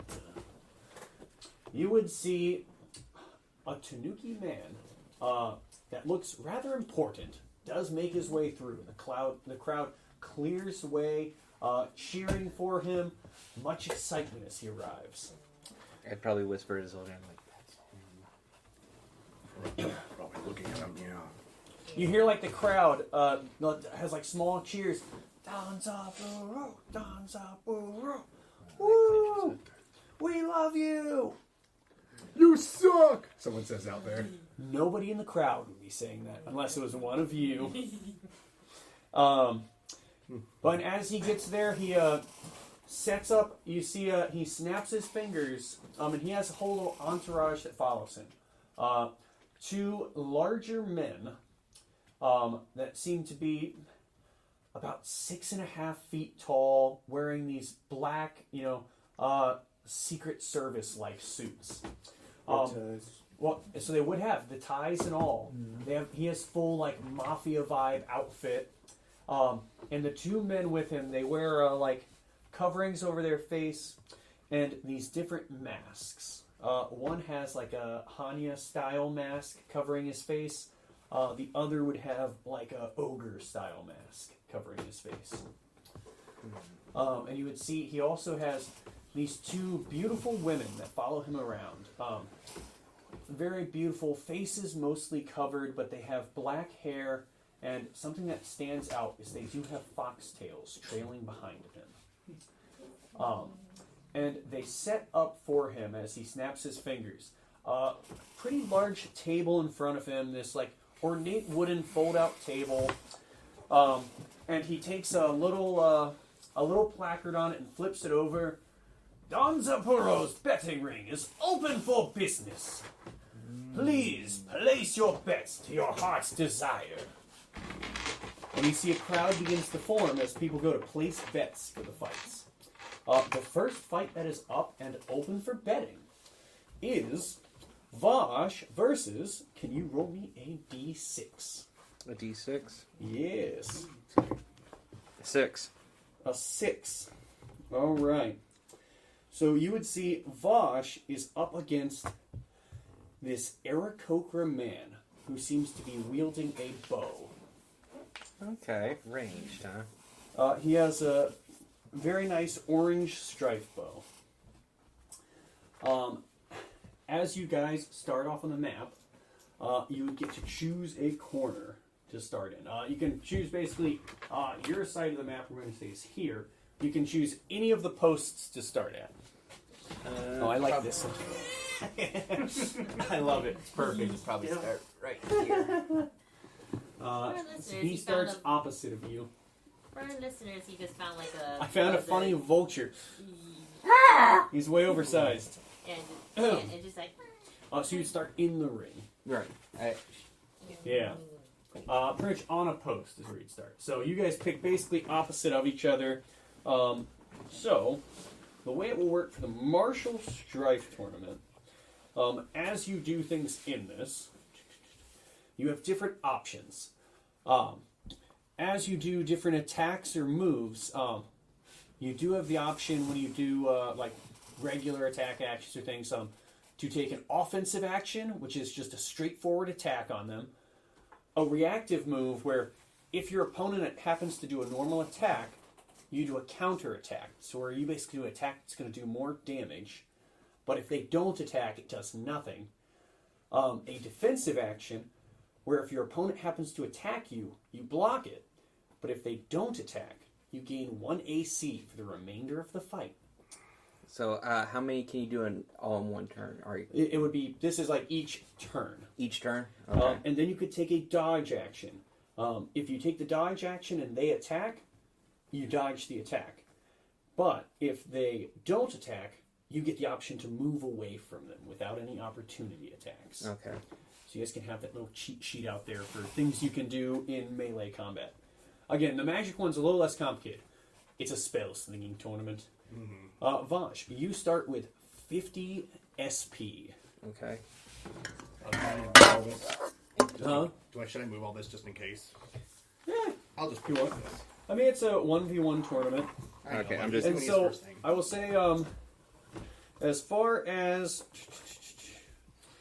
the game goes, so you start with 50 strife points. The game begins with an initiative roll. Before each round of combat, spectators may take an action, whether it's some kind of coaching action, any other creative ideas you might have, and then both players choose an action, followed by strife. I've got passive perception too in case It something ends goes. when we go to 0 HP. I've got passive perception just in case I might try something. Yeah, I mean, you could keep an eye out. It's absolutely something you could do. So, the match would start, it would begin with an initiative roll from both Heck and Vosh. He would also probably lead off Vosh. As you're like facing off, he'd go, "Hey there, little guy. My name's Heck. This is my first time entering one of these. I hope we have a fun match, man. Yeah, it's first time for me, too. All right. Well, good luck." Good luck to you as well. Sorry, one more rule there with makeshift, by the way. Just a reference for you guys. If you can fly, you cannot go any higher than 20 feet in the air. Okay. So that was one other stipulation that I've added. I left it off in my little rule sheet. Yeah. What did you get for initiative? I got a 16 plus So 17 altogether. Ooh, he got a 17 too. What's your dex bonus? My dex +1. +1. Yeah. Okay, so he would actually be ahead. Okay. So it'd just be his goes off first, and it alternates every round on whose is going first. Okay. So, what do you guys do as spectators? Is the crowd's pretty riled up? They seem to have like even enthusiasm. Is there anything you guys do? We're just gonna look at the betting circle, see what. Oh yeah, the does anyone want to situation place a bet on the fight? is. Yeah, I do. Sorry, before the fight would have begun, you would have had to choose I that. want to do 5 gold on. Is there like a minimum bet? Or is it just- I would say the way it's set up, no minimum. I'll do 5 gold on Vosh. So the odds for this fight, as they're both new fighters, is 2-1 on either of them winning. So you get double your money if they win. There is a 10% cut that goes in as a rake. Damn. So- You lose 10% of the winnings to the house, effectively. yeah, to the house. But you still win basically Yeah. the extra. So if you bet 5 gold, you win 10, they take 2, you get Yeah, 8. So you get a little round. Or no, sorry, One. 10 would be 1. I'm crazy. You get 9. Yeah. Bad maths. I'll do that. Betting 50 on Vosh. 50 gold on Vosh. All right. So, Betting man. Oh boy. all right. I bet 5 gold on Bosch. 5 gold, 5 gold, 50 gold. So all the bets on Vosh. Of course. That's for your betting. Make some money. I would get out my little like air horn and be like, "Go Vosh!" I'm gonna keep a very close eye on perception with everything. Here. Jen also Alright. wants to bet. She wants to bet 5 gold on Vosh. All right. So Everyone's betting on everyone's me. bet on Vosh. As you're going up, Jim, as your last one to this bet, so you put this bet in. Don Zaburo, the one who's handling the betting, would say to you, "Ah, yes, 5 gold on the kobold. He seems to be a favorite to win. I wish you luck, young lady." Here. She just kind of nods. From there, does anyone do anything before the fight? Before the first round of combat? Would you let it be He's natural? keeping an eye on everything, like watching with his best as he can, All right. So, seeing if anyone pulls any tricks out of their gotcha. hats. How far away are you guys?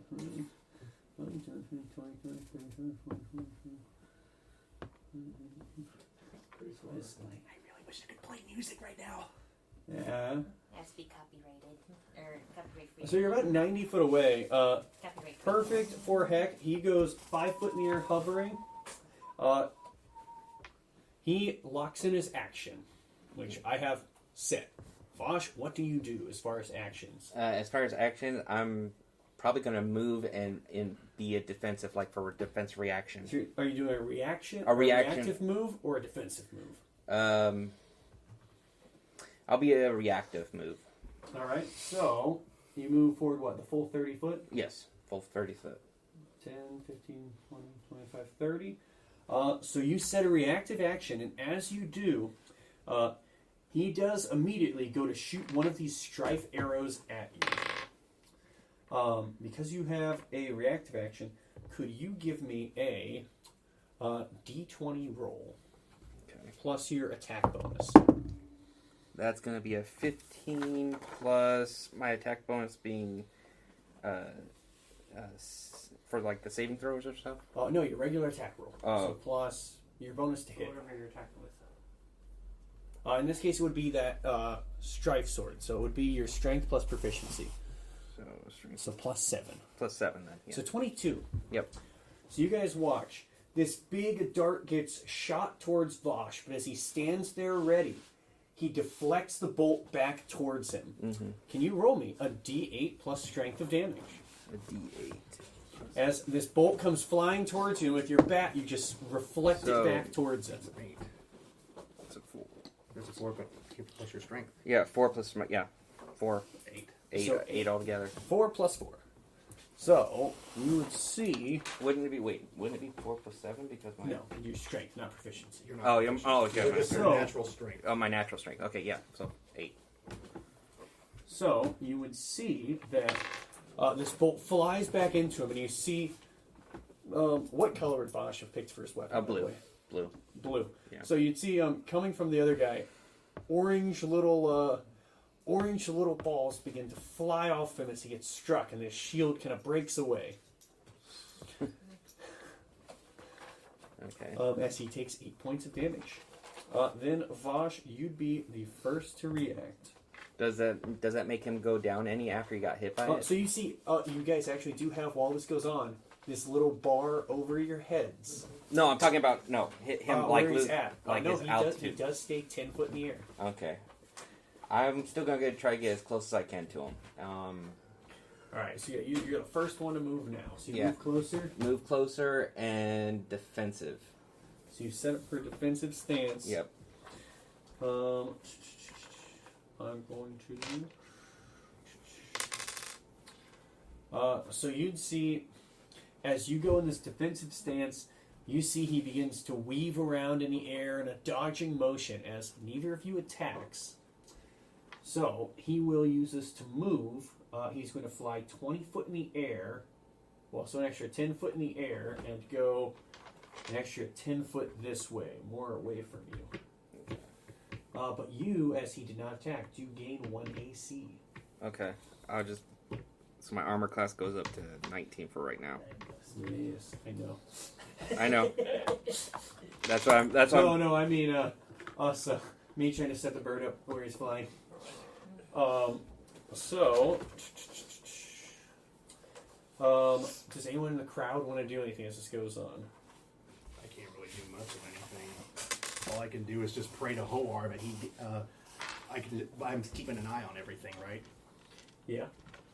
Am I able to pray in the back of my mind for him? I mean, you could.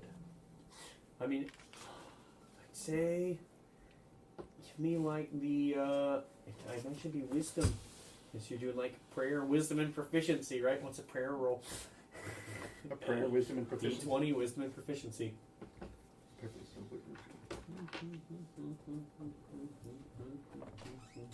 13 plus wisdom plus proficiency. Yeah.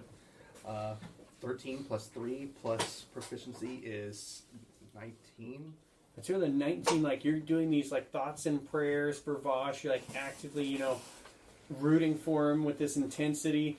I feel like as you're like, I feel like it's almost as you're doing this prayer, and more people like hear you kind of chanting for Vosh, and you kind of get the crowd riled up for him as you do this. And Vosh, you do get a +1 bonus to your next attack. As the crowd is Nice. cheering for you. Okay. Cool. Now you do see a.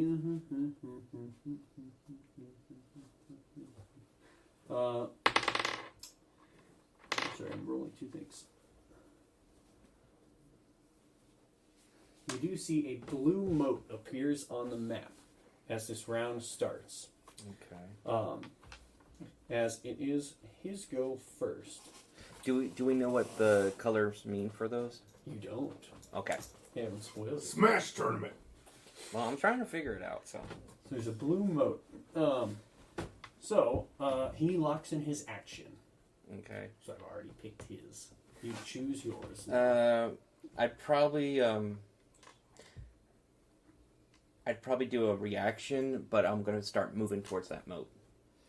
So you move towards him instead of like. But a I'm gonna reactive. I'm gonna be like, keep my eye on him, but keep moving towards So it. you move towards the moat. You do a 30 foot. As you get to the moat. Yeah. And touch it, you gain 5 SP. All right.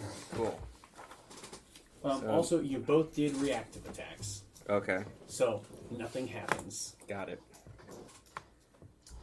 It'd be you who's reacting first. All right. I will go on to.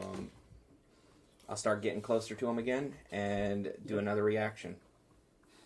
I'm making sure. You both go for reactive attacks once more. All right. He'll go first. Okay. He locks in his action. I think I'm gonna go offensive now. I'm gonna try to get. Just go for normal attack. But I'm actually going to start. I'm actually gonna go up in size. So you go bigger. I go bigger. All right. So I go bigger so I can So Vosh gets bigger so we can reach him. reach him. Yep.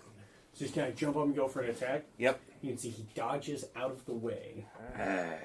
But he will stay where he is. And who was it that went? Was it him? That's not too much. Anything from you guys? Or actually, yeah, it should be good. Jim is trying her best not to cheer because she wants to be and still wants her best to stay incognito. I'm actually going to alter these because it kind of suck too. Sorry, I'm playing with an idea. All right. The defense is going to give you, rather than outright blocking, it's going to give you the effect of cover. Okay. Because I like that idea better than, let's make it kind of stale really quickly. Sorry, it's a working theme. I'm going to make it effective to 3/4 cover, so it's +5 AC. And dodge action is going to have the same effect as the dodge action. So it's going to be you get disadvantage. But you still keep the other effects of, if they don't attack while you're defensive, you get more defensive. So you can turtle if they don't attack you. Right. But then there's still a chance they hit you. Right. I think that works better for the stakes, as I change the rules mid-fight. So can you give me an attack roll as he dodges? But you have disadvantage. But you still get that +1 added on. So +8 to hit. That's going to be 6 + 8 plus... And then disadvantage. So roll again, see if it's lower. It's 11. not. So 6 plus 8 plus my... That should be your total. Oh, that's it? Just 6 so plus you 8. have +7 plus 1. So with 6 plus 8, he does still dodge out of the way. All right. So the next round, he will lock in his action. So he's set up for it. What do you do? I'm going to keep going. Just go for an attack? I'm going to go for an attack. So he goes for a reactive attack. Go for your attack. Yep. But then he'll attack back with a bit more painful of a blow. So that's going to be 9 plus 7, right? Yes. Yes, 9 plus 7. 16 does hit him. Okay, and I then will also be doing my action search and doing it again. Okay, so you get 1 hit off on him, so it would go... It would be a 1d10, right? Yep, 1d10 plus your bonus and plus your bigger bonus. Okay, so that's going to be an 80, is what 8. it made. So 8. Plus your strength. Plus my strength, which is 7. Yep. So that's... No, your strength's +4. Oh, plus... Right. Yeah. Sorry. 8. So 12 damage. 12 damage plus 1. No, that'd be... Because I'm bigger. Oh, yeah, that'd be plus a d4, right? Being bigger gives you a d4 bonus, does it not? Or is it just a flat bonus for your giant's might? 1d6. So you add 1d6 to it. So, yeah. That's to be a 3. Alright, so that was what? 12 plus 3? So Yep, 15 points of damage. As like a bunch of cheers go out for Vosh, this happens. So 15, I'm doing math, sorry, I'm having a terrible time, man. I did the math, I'm there. Now he will get an attack back. You see he flicks out this dagger in like a vulnerable spot as you go for this. As he goes to hit you, and if it hits, it will be a crit. So I'm going to rule the reactive attack. He gets it too. Does not hit. I don't think the 2 plus a bit hits. Total of... It happens to be plus 18.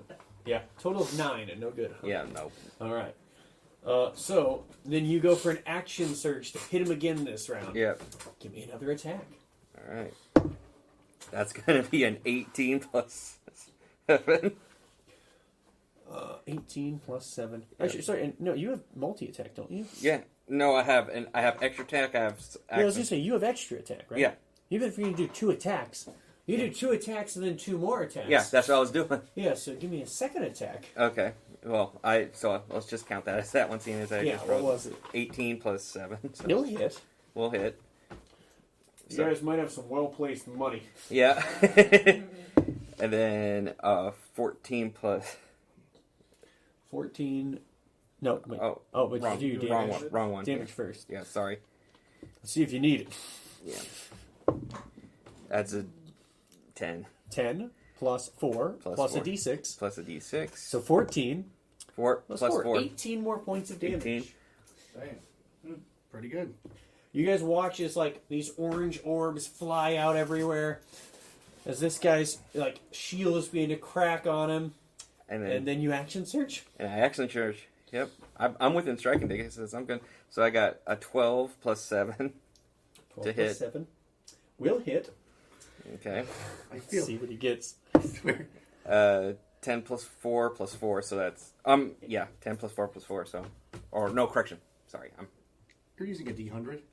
He is, but it's still. Yeah. Yeah. Well, so 1 1 plus 4 plus 4. 9. 9. Yeah. Just enough. Oh wait. Oh no. Did you roll your d6 too? Is that the other 4? Yeah, that was the other 4. Okay. So yeah, 9. Exactly enough. You guys watch in this flurry of blows. Vosh just whacks the snot out of this guy, knocking him to the ground as announcer would go off. Oh, and in a surprising turn, the kobold with the kobold showing that light can be might as he whacks the snot out of that poor Aarakocra.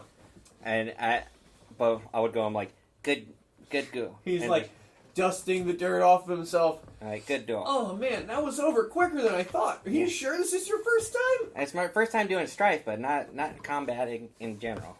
Oh man, you're something else, pal. Yeah, Yeah, gives thank you like you, the winged handshake as Vosh wins his first round and moves on. Then we'd have another one. Jim, can you roll? For Jim, can you roll me a d6? D6. Okay. 3. Okay. Oh no. Oh no. Oh no. I'm scared. Who are you fighting? You maybe should be. Anywho, I have no so a different fight's going to happen in the meantime. In between, you guys would see 2 figures step into the ring. Not that one. Not that one again. I rolled the same at D6 twice. So you guys would see one of the guys that you had met with, Hayden, does enter into the ring. Him and another opponent who seems to be like a pretty young boy, Oh no. where the sword looks kind of oversized for him. And now we have Hayden versus the Mighty Tommy! And you guys watch as they fight. Is there anything you guys want to do to try and affect the fight? As this goes on. Or, also, sorry, as far as bets go, you would get your 9 gold, 9 gold, 9 gold. And yours is... 90. Yeah, it should be 90. So you gain the 90 gold back. 13 plus 9? No, it's set. I put 5 in there, so I have 7 plus 9. 1, 2, 3, 4, 5, 6, 7, 8, 9. So I'm up to 16 now. You got 9. So you spent 5, you get 9 back. Yeah, so I'm now up to 16 gold. Alright. That's all the gold you have? Would you guys like to place any bets on this fight? I have no money. No. Nope. But I'm going to keep a watch and see if there's any... I do want to kind of like keep an eye on Donzaburo You while got this, also kid. watching these fights. Did you place any bets or no? Alright. I'm keeping an eye on, like, for anything I can look at, though. So you guys watch, start of the round, Hayden just gets in a heavy blow on this guy, hits him twice as you watch, like, green orbs start flying. But then in, like, more of a surprise, the boy Tommy does get, like, a hit in edgewise. And then, they trade a couple of blows, but it seems like Hayden's blows are just hitting harder. Tommy's, getting him back, but you see it's still way in the other guy's favor. And they trade blows again. As Hayden's, like, getting hit, you see he just swings through the blow and manages to knock the kid to the ground.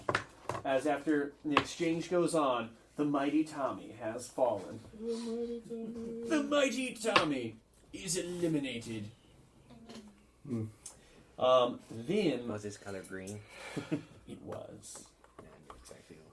Now then, the next matchup called up would be Jim the Wanderer versus Oni. Oh. You guys would see the figure stepping to the ring. Stepping from Danzaburo's side is one of the men in the, almost Secret Service-y outfit. Oh, he's fighting? He's one of the Oh, contestants. Shit. Wait, Right. there's another egg. Oh, then yeah. We have 2 Eggmen. Except Wait, one, there's 2 Eggmen. except one has a. Does one have a mustache though? Yes. Yeah, the other one has the mustache. The other one just mustache and snipped off. Yeah, it's got a Charlie Chaplin. So I'm looking for a figure for him. I'm gonna use Charlie Chop over here. No. He'll come in a moment. But he's for like, sure. I must fight. This one So I will work get for after now. that dog. This isn't quite right. Or he gets taken away by the Like, this one's got the right weapon. This one will do for now. The weapon's closer. You would see he does come in with his own weapon. He wears the full, suit and tie outfit, but the weapon he holds next to him is a large, studded club designed in the Strife style, as he has this big, impressive Custom weapon. One. Huh? One of the custom Strife ones? Yes. It would be, I'm trying to remember the name of the weapon. Sorry, I'm having a moment with it. I think if you're right. Like a studded club. Yeah, it is a studded club. I'm forgetting the name of it. It's a specific type. Mace. It's not a mace. Morning Star. Oh, it's a cotton bow. It's a big cotton. Kanabo. Which is normally like big metal stick war club. But this one, obviously, it's, padded down and set for the tournament's rules. As you guys have it set up, does anybody place any bets? I put 20 on Jim. I'll place 50 against Joe. Okay. All right. On Jim. 20 on Jim. 24 50 Jim. against Jim. I'm not betting anything. I right feel now. bad. I'm not doing this. All right. But I am praying for Jim. My character will be praying. All right. So, Letter of our vengeance, sir. Jim, Being set up powered for by it. Hor's vengeance. It seems very fitting that you're fighting like Danzaburo's right hand man. It is fitting. And this would be the right-hand guy. Not the left-hand guy. The left-hand guy's still there. Yeah, I'll be praying for her character. That's why I put 20 on him because I have a feeling she can do this. All righty. You got this, Jim. Whoever you are. She's In. Jim. In the far corner, we have Jim the Wanderer. You And- this. In the right corner, we have Oni the Rookie Crusher. Oh. Okay. Uh-oh. You gotta win this, Jim! Alright, so the points we get are 50, right? 50 H SP to start. SP, okay. Yeah, alrighty. Now, let's spice it up a little. Now that you've seen some of the tricks, let's get some new terrain. You now have walls popped up. Those will be 10-foot-high walls connected throughout here Oh, dope. that pop up throughout the tournament area. So splitting down the middle, your vision of each other is obscured. As the walls begin to come up, looking across from you, Oni calls out, "You won't be able to hide long, little fairy." Again, she just kind of hears and just starts pulling out her bow and arrow. All right. Can you give me an initiative roll to start it? I'm going to keep praying. 7 plus 3, so 10. He did get lower with only a 6. Okay. Still good. Okay, so how many squares? So you can move your normal movement, normal actions, and bonus Okay, actions. so I'll remind you, you're a rogue. that is true. There There's actions you could take. Yeah, that is true.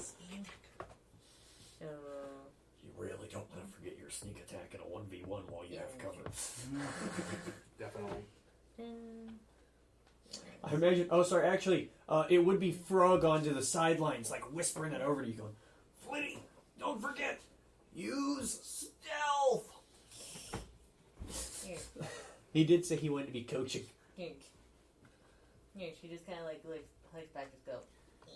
Because again, she's trying to be stealthy, like with, not trying to blow her cover. Yeah. Dunsboro. All right. So what do? You move over to a wall. Yep, and I'm not sure if I'm able to like peek over, just kind of. I mean, if you peek out, he'd be able to see you. You can Yeah. you can see him over there if you just like peek around the corner. And just kind of hides for. So you want to take a hide action or bonus action? Yeah. You could take the hide bonus action and then ready an action. I would do that. So, you give a stealth roll. Don't. Sorry guys, no, it's a little boring for everyone else once the 1v1s. No, that's fine. Oh my gosh, time went so fast with the other stuff though. Ooh. You gotta speed around some of these. Crap. 2 plus For my stealth, 5, so 7. 7 total. It's a wrap around her head. It's a wrap around her head. Okay, roll this perception check. He goes, moving around, begins looking for you. Come out, wherever you are. Man. He moves around and he readies an action, but as you haven't done anything either, nothing happens this first round. Pardon me, sorry. My notes.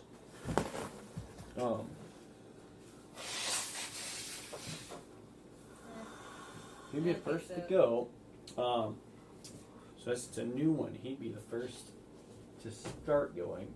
He's going to go to move towards you, look for you.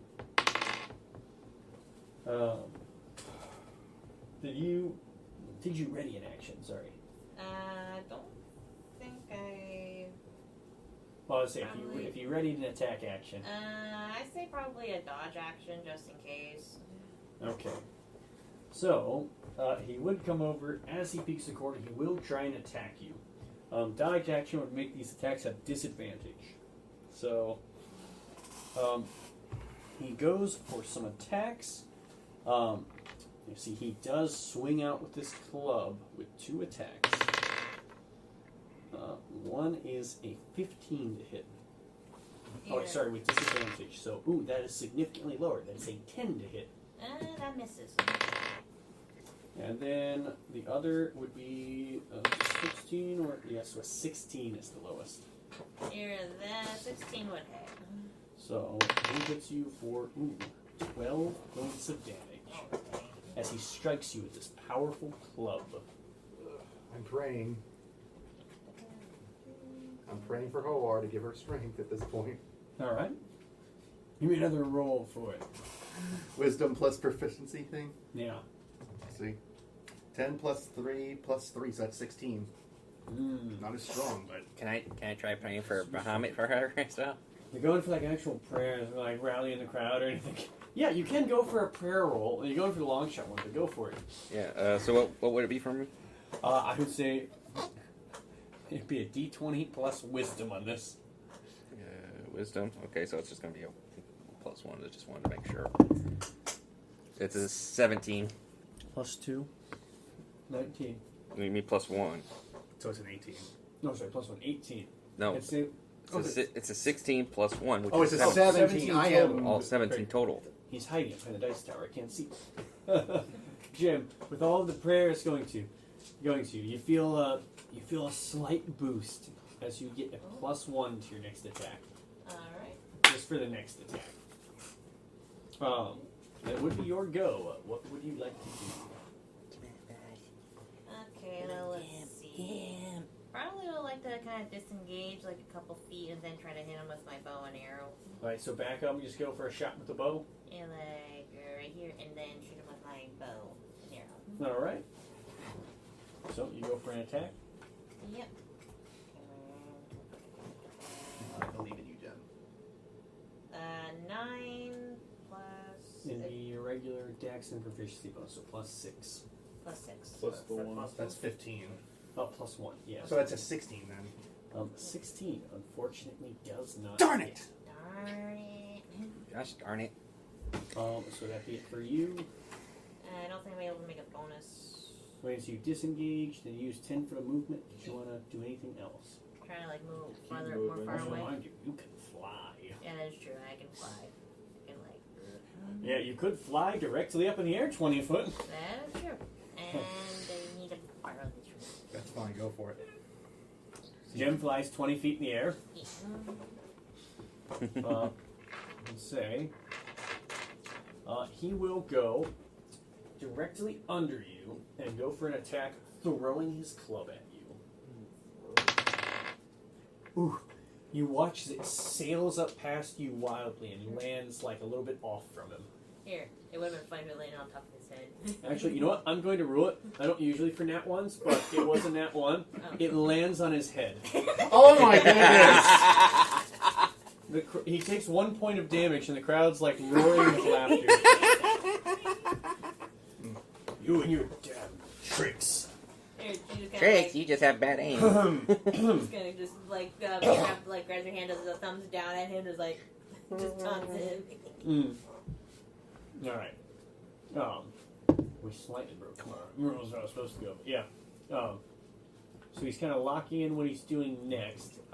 What do you want to do? I'm thinking pretty good right now.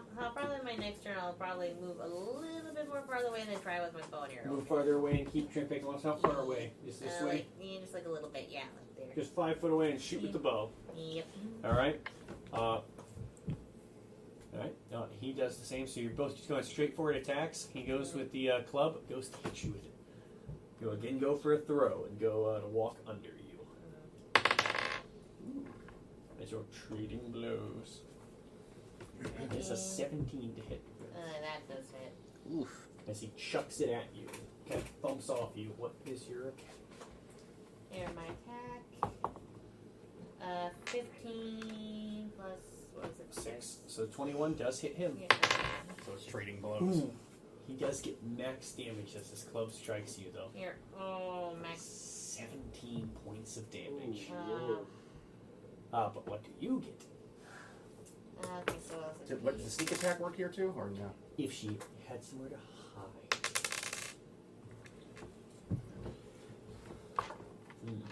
that is not good. A 1 plus 3? Plus 3 so So far. 4 points of damage. Sorry, guilt zip, Jim. Then I swear Come it's on, the Jim. freaking Come on, wraps Jim. around my head's head. she's got wraps around her face. She's kind of obscuring her own vision. From there, he's annoyed, but he doesn't have too much else to do. He's going to keep doing just the one attack, having to basically walk over and pick up his club just to chuck it up in the air at you. But he looks annoyed by your flying. His is a 15 to hit. That's armor class. That's not, it's 15. Sorry, so. what kind of action were you taking, by the way? Oh, I say dodge again. So you're going for more of a dodge. It would be with disadvantage then. It's lower. He does miss. Here, yes. So you are just dodging around, trying to avoid the attacks. You might need to get out of there. I mean, what do you want to do? Here. Next round. Again, I want to try to move farther away from him again. Yeah, kind of tuck behind one of the walls. Yep, and Would you like to do any bonus actions or actions? From bonus- behind the wall.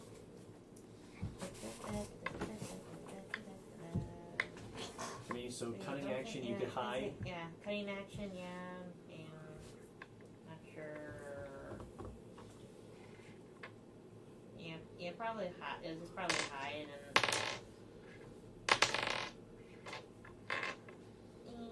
So give a stealth roll if you're going for hiding.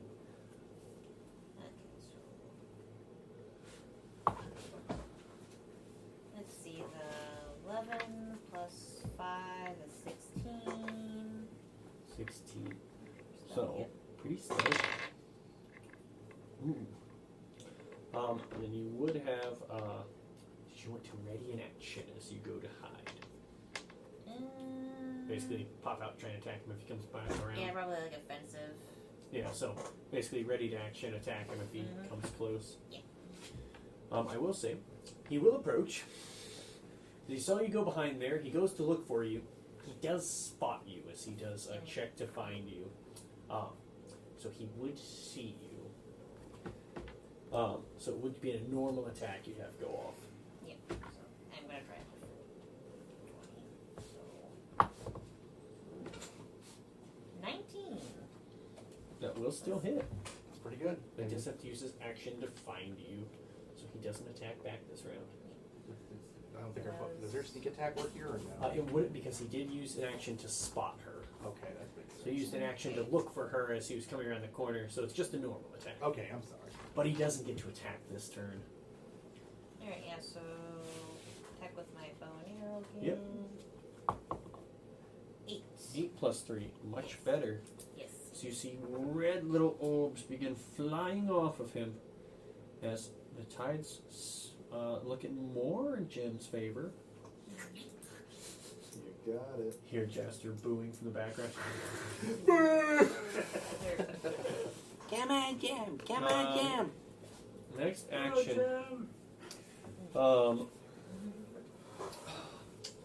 He is going to take an action. He looks at you thoroughly annoyed as this arrow pelts into him. That's it, Fairy. I'm through playing around. And you watch as his form begins to shift from that of a normal masked man to a powerful Oni, Oh, jeez. which now matches his figure. Oh boy, the character is like, oh boy. You watch as his height increases as well, as he can now reach you in the air. Jen just kind of thinks to herself, oh crap. She's going up against. What she's do going you up against do, the Jem, Bosch. for your turn? You might want to get out of there now. Yeah, I'm gonna definitely fly away. Disengage, hightail it. Yeah, just gonna go around. Yep. Gonna, yeah, but I think that's probably what the fire. Yep. Just go 30 feet away. Yeah. At this point, he will spend his action. What kind of action would you like to take? Here. Let's see, I think. Maybe a defensive action. All right. So he rushes towards you. He is going to, at this point, go for 3 attacks against you. 3 attacks! He's a Oni, so yeah. That is pretty high. That's a 24 to hit.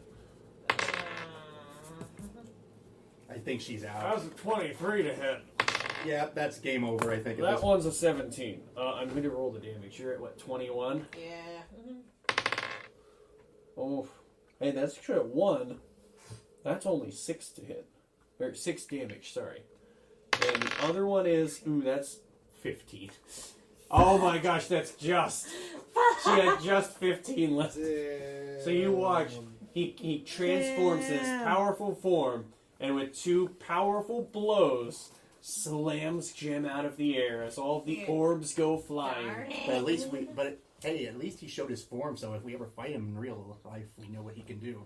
Well, I might have Frog to go is up against sitting him. here taking very detailed notes. Yeah. Actually, for Frog, too. Frog knows what an Oni is. Oh, yeah, I know what that thing is. Powerful. They're muscle. It's probably like that Donzaburo guy's Vosh. So No offense, Pipsqueak. yeah, I don't know if I should take that or not. Well, he's like a big dumb one, and you're little, so, it's not totally the same. So this guy is pretty much Musclehead.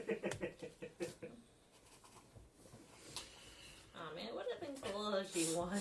I'm sorry, that I will say, you unfortunately got the really rough seed. Again, I say it's the bandages around her head.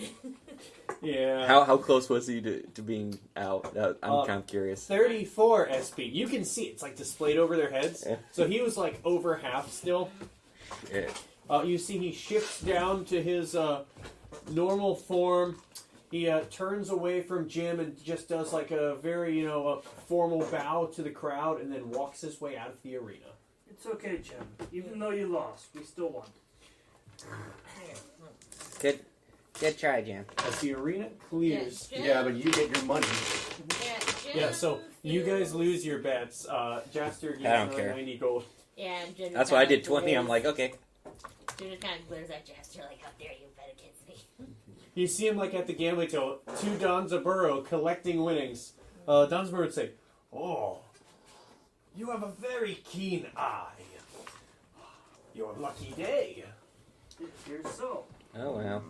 And Jim also kind of feels really hummed out that she did lose. It's okay.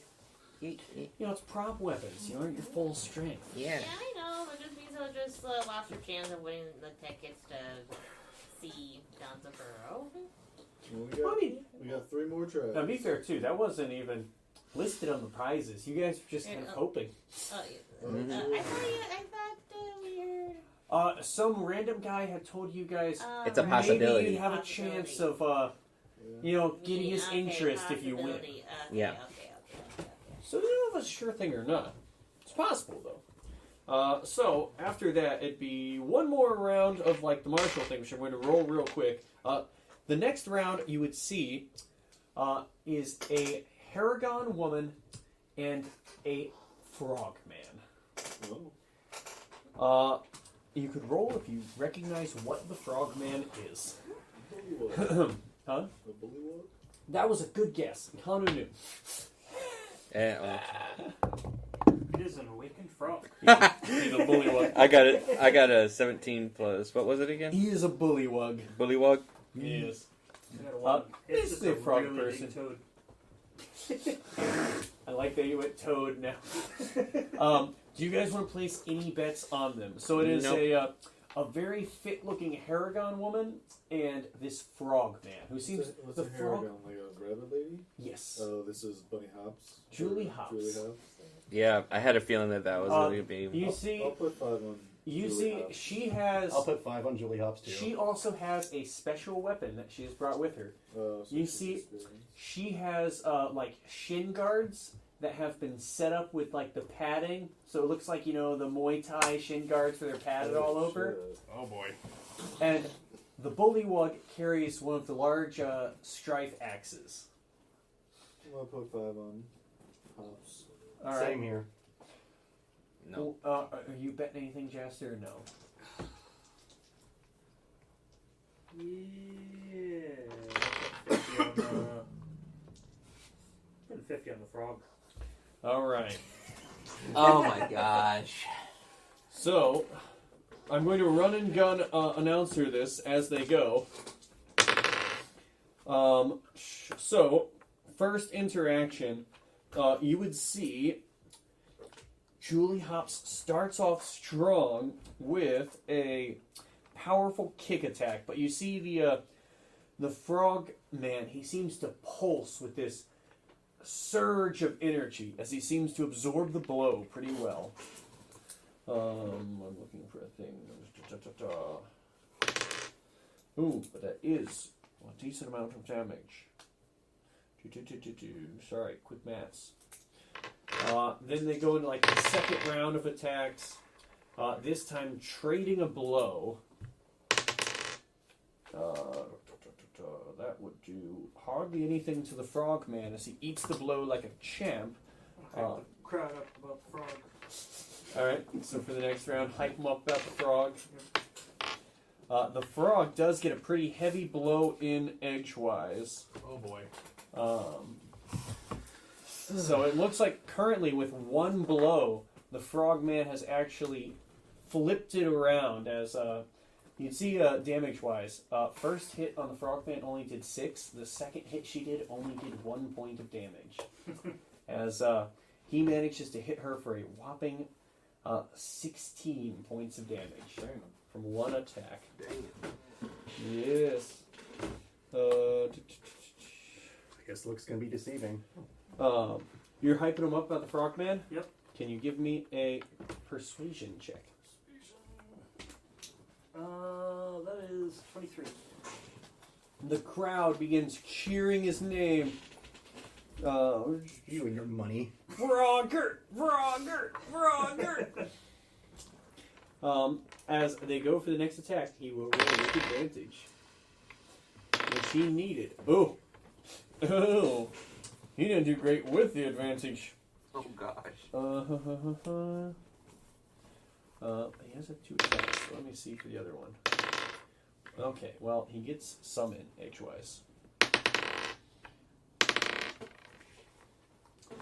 You would watch as this fight goes on.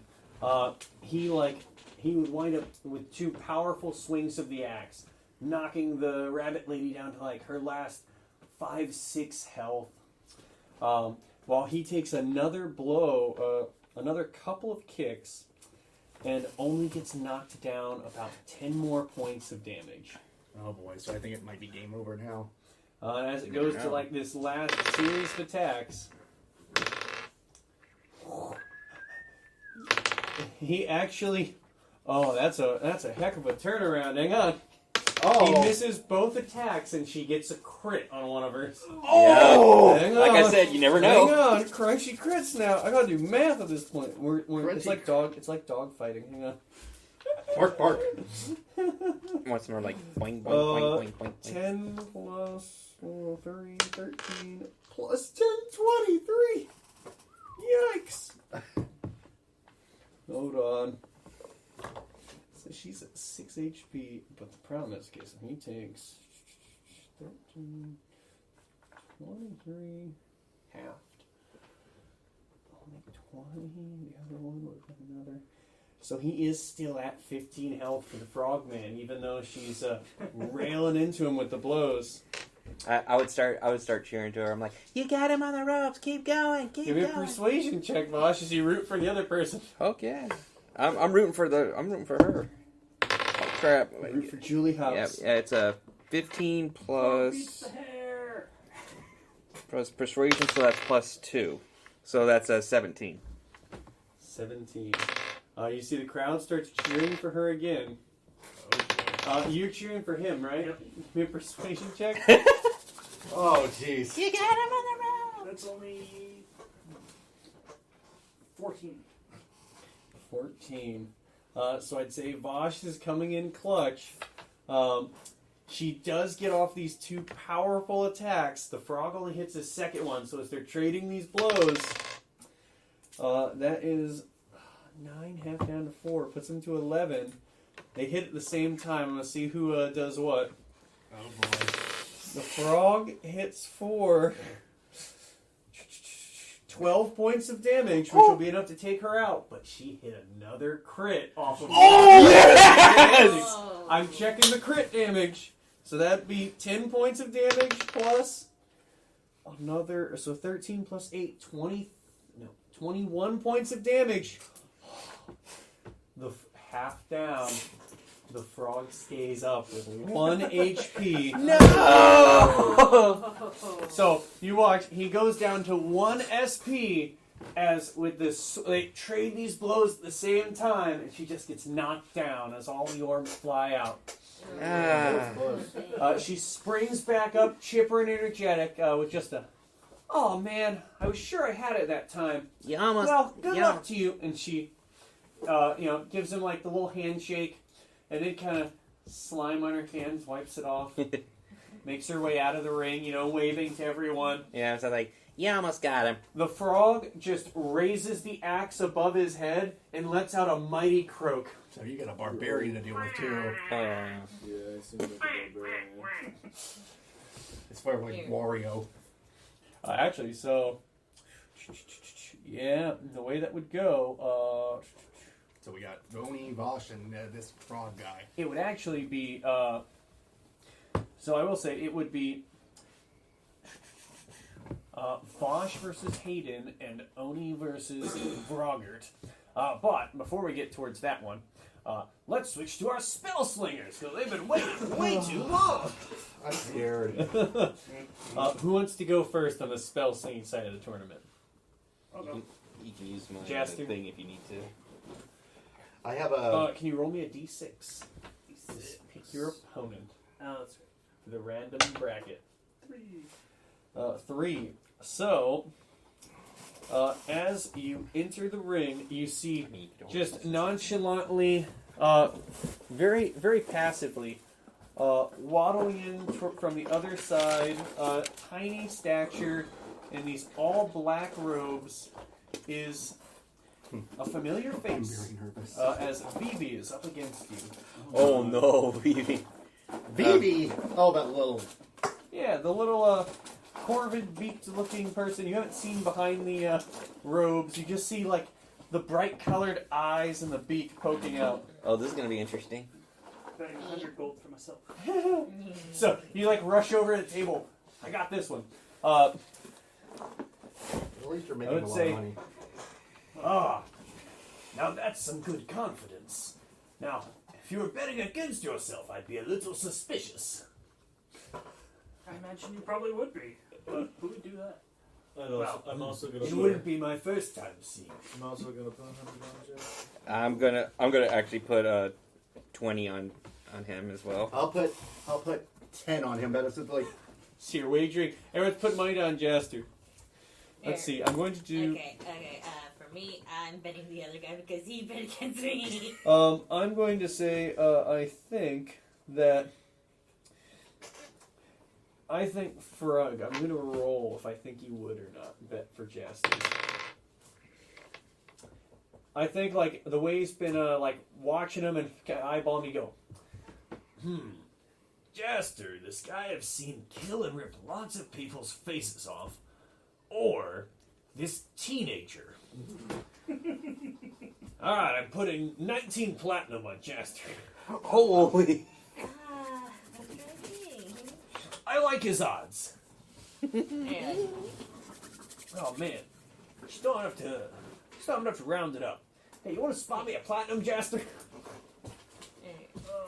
Or you know what is it? 10 gold? Yeah, I can do that. Or you got a platinum? I can put Alright. platinum. Yeah, I'll put 20 platinum on him. Holy Yeah. crap! A nice round number. I'm Get scalped on.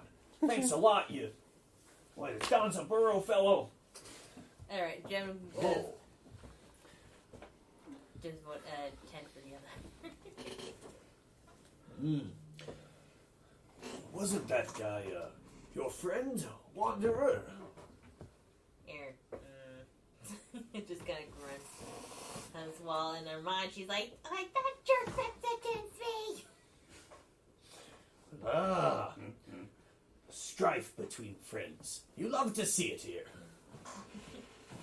And now, starting the preliminary rounds of the magical tournament. In one corner, we have Raster. In the other corner, we have Vivi. As I've got the armor. yeah. Boost up. Oh, that's perfect. Nice and cordy. Start off here, nice and close to you.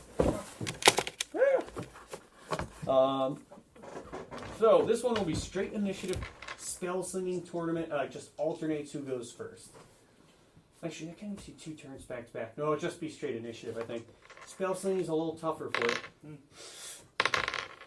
Ooh, a nat 1. Or is this a dirty 20? They go second. So this one, you do just get same 50 HP. You channel your spells through the staff. It's just straight spell slinging tournament. Alright, I'm moving forward towards them. Yep. Then I'll just do a mind sliver. It's an int save. All right. Int save. They're pretty good at these. That'd be an 18. No, that saves. Yes. They have a full wizard. She is going to say in Hanu's voice, "That's terrifying," and then back away from you as they launch a fireball your way. How did I figure? Holy shit! That is a dex save. Yeah. The other mages, some of them are a little better. 10. Ouch. That will fail. Ouchies. Ouchies. Fireball hurt. Big time. Radio. Lots of dice. Ooh, that's decent damage. Ooh. That is Fireball is so OP at times. 5, 10, 22 points of fire damage. As Jaster's shield gets burned away. You would hear in Hayden's voice, or sorry, no, it'd be Cypher's voice. Started off with a show. Then it would go back to Jaster. Oh god. I'm assuming aggressive now. Yep. Scorching ray. Scorching ray. Yeah, start. Yeah. Also, oh wait, in no, between Raster, rounds, right? Yeah. Frog's gonna call out to you. Raster. Come on, Jasper, I got good money on you. A nat 1 on cheering for you. Yeah. Hey, can- Actually, with Frog's charisma, that's a 0. Hey, well, what about me? I'm cheering for Raster as well. I'm going to say, you guys' is cheering out is drowned out by Frog bossing him around.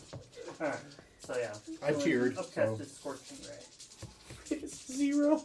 I'm just curious Upcast what I is would Scorching roll. Ray. So we got 10, 23, 19, and 20. Everything but the 10 will hit. That's what, 66 back? Yeah. It's like a fireball. Hey, fair as game. So we got 11.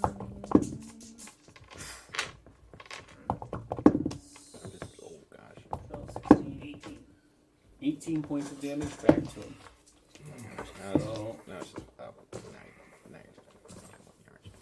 Alright, so you'd see Vivi currently sits at 32, while Jaster sits at 28. And they get a turn back. This time,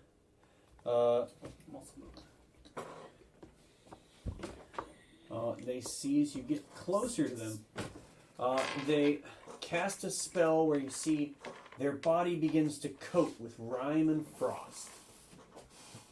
I think you would recognize Armor of Agathis. Maybe. Maybe. Well, basically, they get a coat of frozen armor over them, so... oh wait, I'm gonna roll. That is a defensive spell, and I'm a loon. I am a loon. As they gain an amount of armor. Okay. That would be their go. Get up right up next to them. If I'm not already. You are. Whatever. And do Dissonant Whispers. Alright. It's a Wisdom save. Alright.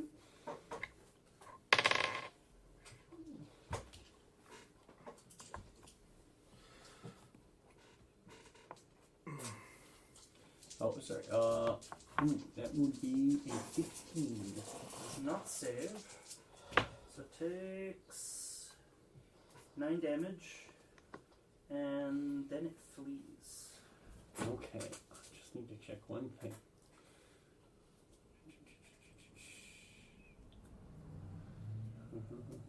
Okay, that's not a melee attack, right? It's a saving throw? Yeah, it's just a savings spell. Okay, a good distinction.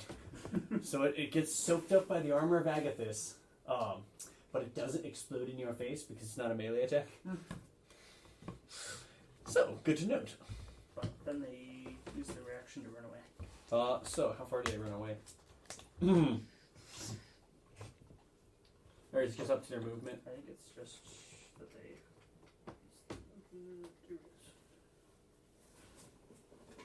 Yeah.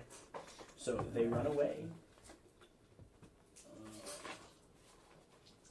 would get an opportunity attack, wouldn't I? So, forced movement doesn't provoke opportunity attacks. They use their reaction to move. Say, because usually forced movement doesn't.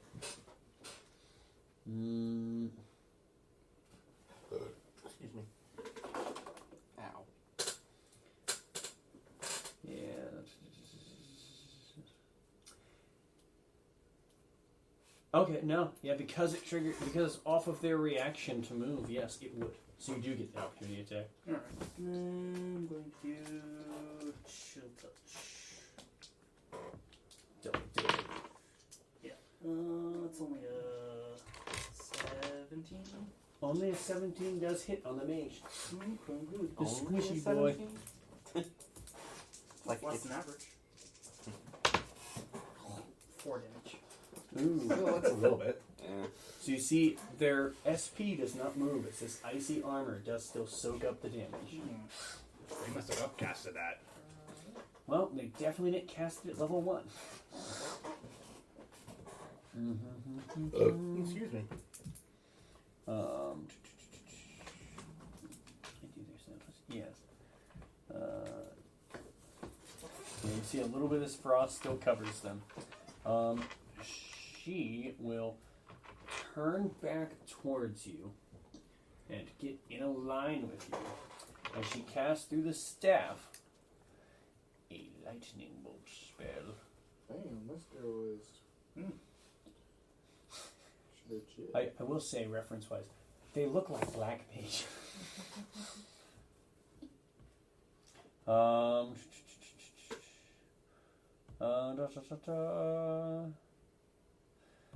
They would also say in the one guy's voice, strike hard, strike fast. As they do this lightning bolt towards you, it would be a dexterity saving throw.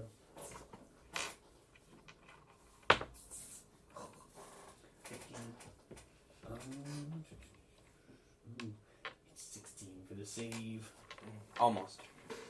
Ooh, the lightning bolt's actually grosser. Yeah.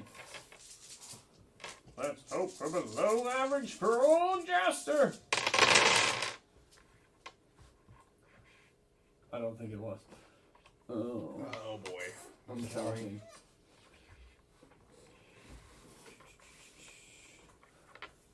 10, 16, 18, 20, 25. Oh, I think you might be out. He's still in for now. Then, in the round, you would see popping up on the board. I said on the board, you. It's underneath the. No, it's underneath the piece of paper. Ooh. A blue mote of energy pops up on the map. Okay.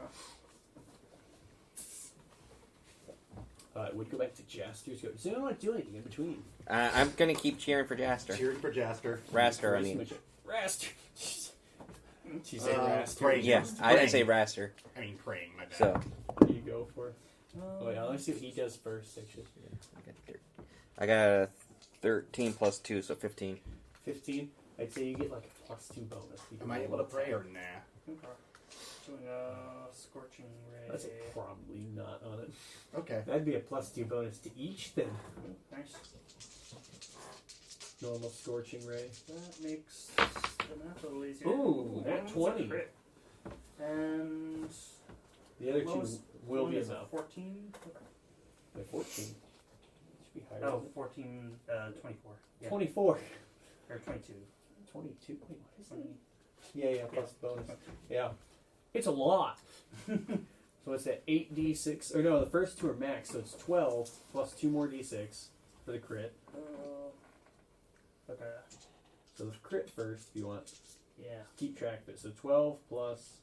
You get, because the way we do crits, Oh, you yeah, get the 12 right away. 12 plus 6 more. 6. So 18 points of damage. 18. So you see they go down to 16 health off that crit. Raster, Raster, Raster. 9, 11. 11 points. You have one more d6 still. Did I? Yeah, you used 3. Oh, sorry, I missed one. Oh, no, it was 12. Sorry. All right. Dang it, so close. Wait, sorry, what did you get? 12. Okay, so they are also at 4 HP. Right now, they're at 4 HP. Oh no. Raster, Raster. That's not going to be you, man, because this is the last hit, man. They go for their attack. They go for an ordinary firebolt. 17 plus bonuses. So, it's still statistically possible. It's still statistically possible for me to roll 2 1s on these. Nope. Oof. Game over. So you guys watch a firebolt bursts into Jaster as Oh, there goes my 20 his gold shield again. goes. I only down to 1 gold now. I at least have 14. Frog takes the cap and throws it down. Dang it! This is why I know betting's for idiots. Why I do this? Then just kind of just sits there going. Jim won. Oh. I know you didn't come with as much aggression as I expected. The other person was. I would say you got the impression from the fight. You could see the other guy off to the side, giving him a thumbs up. The one angsty teen has encouraged him to be way more hyper aggressive fighting. But they also probably wasted a good bit of their stronger spells off the gate. Yeah, but I probably could have took. Huh? So now it's just me in the magic class. Oh, Yeah, just you. I could have used hidden stuff. Yeah, he got really close there too. I know, man. It's well, one attack. So let's go to Zoldan's. Zoldan, roll me a d6. You want me to roll it again because I just rolled a 1? Oh, yeah, how much gold Well, did you get? 1 would work, huh? How What much did gold? you? How much did you bet? 10. So you would gain basically 10 would be. You get 18 as the price. So you gain 8 gold.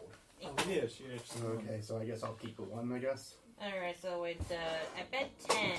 So, So she the- would get 8. You get double the payout, but they take 10% of it as a rake for the bet. They take a little off the top. Fair. Very much so. There's nothing written on there, dude. Huh? Oh, okay, I thought Yeah, something no. was written on it. No. No. The staff it's what you're channeling your magic. And I can hit someone with it, right? Yeah. Mhm. Alright, did you want to roll the d6? I'll roll it again. Yeah, if you do it work as a. I mean, it's up to you if you want to keep the 1 or if you want to, roll for it specifically. Because right now I'm very nervous, I'll be honest. Yeah, go for it. 3. 3. Roll again. Oh, okay. That's the one that just went. 5. 5. Okay. Mm-hmm. I'm in trouble, aren't I? Well, as this comes out, you would see, Where's my coach? yeah, interesting little goblin man comes out to the corner. Small in stature, Where's my... Oh, ready to go. I'm looking for a little guy. This guy looks goblin-y enough. Hey, that's so we're me. using boss? Okay. You're using me? Yeah, close enough. Oh, great. Okay, sorry, buddy. So, let's see, I'm gonna place bets on this one. I'm going to put the last 14 I have on Zoldan. Let's see. I'll do. Who's the other one? The other guy is Martin Mitchell. I'll place 50 on Zoltan. Okay. Alright, I've got a bunch of high health here, too. Oh, boy. You start at 50. Oh, we start at 50? Okay. Yes. It's 50 SP, not your normal health. Okay, I'm sorry. It's okay. So this is just spell slinging tournament. You can start off with an initiative roll. Alright. Oh, 12. He would actually just barely beat you with like a... Be 13. Okay. So So I have to look at this, too? it's no, that's not. That's more of like the martial. So it's just ones. more spell slinging. Yes, just- this is more it's just spell spell slinging. But I can still use, like, my stuff that's... Magic items and stuff. Yes, offensive magical items you have are still fair game. Just channel the magic through that staff. So this guy is going to start off with going through the staff and focusing it. He shouts out, I've been working. Also, as you look at this guy, he looks like he looks small and frail, has these goggles on him, has like very dirty face and arms. Look at he's got burns all over him. And he's got a very large backpack on his back. I can imagine he probably has some assortment of tools. The way he looks from first impressions, he looks like he might have some tools up his sleeve. Your coach, who you haven't seen this whole time, you hear from behind you oh, you can do it, Zolgan. I believe in you. And this guy, he's a maniac. He's gonna do wild, unpredictable things. Slow and steady's the way to take this jump out. As the fight begins, the little goblin man will start off with, "Behold, the Mitchell Co's magic shot!" As he lines up his staff, Yeah, I figured. and you see He's an artificer. 2 little bullet-style projectiles fly out of it towards you. Do I have to use my spell save or my armor class? He's shooting at you with it, so it'd be it's a save. Sorry, I'm doing math. That would be a 16. Oh no, sorry, 15 to hit. Does it affect my armor class or my spell Your save? armor class. My armor class is a 16 because of the this is- shield.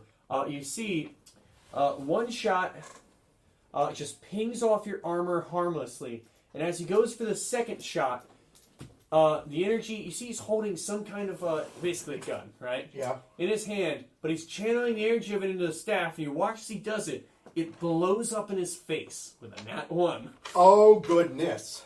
Ouch. As he takes damage from his own spell, knocking him down to 42. Oh, man, I feel... Oh. All right. So, I guess it's my turn. It is. Time Yeah, for... there was different seeds in these. Time. You got a very straightforward one. Let's see. Well, he actually took damage himself, so I might start off with a Toll of the Dead. All right, so just a normal spell attack. Yeah. Or, normal cantrip action. He makes a con save, right? Let me just double check. I'm sorry. Should be con save. He got very low, only a 7. It's a wisdom save. A wisdom save. Wisdom on this little sucker. Would be a 6. Yeah, that's still going to hurt. So you're It going to take... is. Since You're I've reached... higher level too. And it's going to be 2d12 since he already took damage, too. Yes. We will save the intents purposes of this. Yes. 2d12 from Toll of the Dead. Yep. As much as I would want to use my higher spells, I might need them in handy for something that might come up. That's very true for this specific thing. Okay, 2d12, let's go. 7 and a 9, so... 7 and 9, 16 points of damage. So you watch as this guy goes down to 26 already. Well, as things are pretty dire, for his next move, he calls out, Zoldan! Zoldan! "Things are getting rough. I'm going to have to use the Martin Mitchell Magic Bomb!" You see, he takes this little orb out of his bag Oh, God. and presses a button on it. As it begins to tick and beep, he runs towards you and chucks it hard as he can in your direction. Zoldan, can you give me a dexterity saving throw? As you all hear a... 19, it's a 20. Zoldan, you dodge out of the way, still taking some of the blast of this, and you will...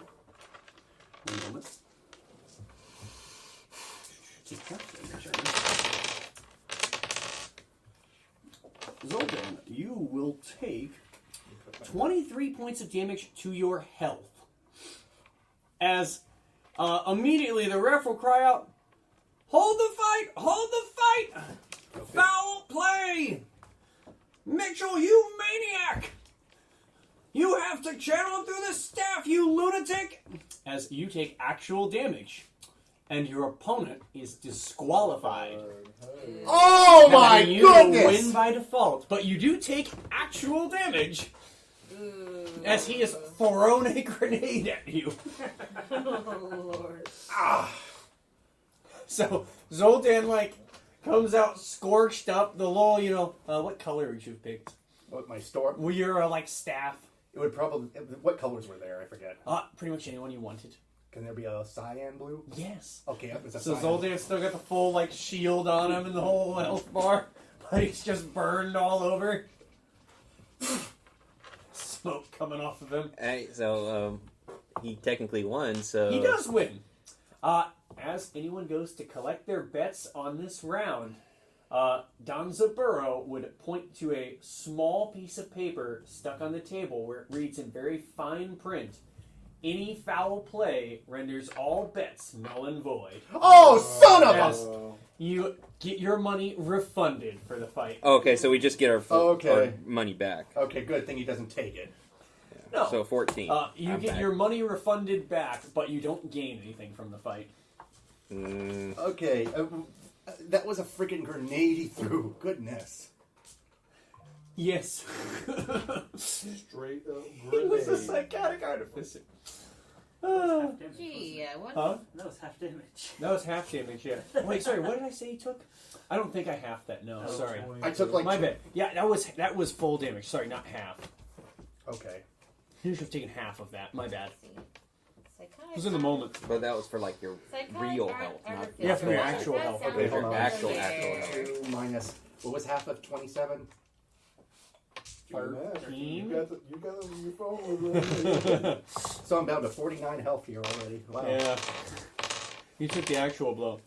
I would say, from that, there's a couple of fights that would still happen. There's old Ann. If you guys went to watch different opponents. Grenades. Unfortunately, 2 of you guys have been eliminated. Huh? So it's just only Zoldan and Vosh now. As Raster is out. Why was he eliminated? He lost. He lost. Oh, he lost. He lost by like Sorry. 3 hit points, or Yeah. 4 hit points difference. It was really close. That was very. It was very close. I need to see. So the next fights, you would see. Sorry, so Vivi moves on, and then Zoldan moves on. BB is I'm gonna have to watch out for big time. Mm-hmm. They're up on the list. I will say there's 2 more fights you'd be able to watch. The Evocator is also one I'm worried about. So, you would see next fight up would be Cypher and Naomi. As this fight starts off, it is very, very dramatic, Does anyone want to bet? anime-esque fight, huh? Can anyone place bets still? You can. So I'd say you have the edgy teenage guy with the beanie and the tank top and the baggy pants, chains and all. And the other chick looks like a straight schoolgirl outfit. I'm going with the dude. I'll put 10 on him.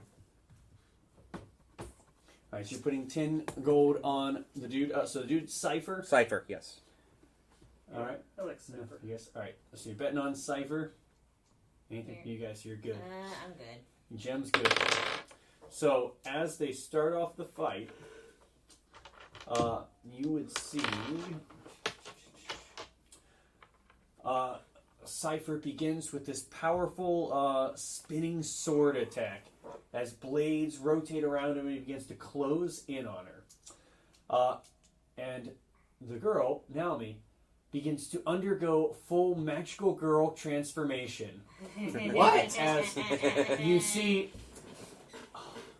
a beautiful, radiant, moon-like appearance comes over her as she seems to glow with moonlight and like full Sailor Moon style.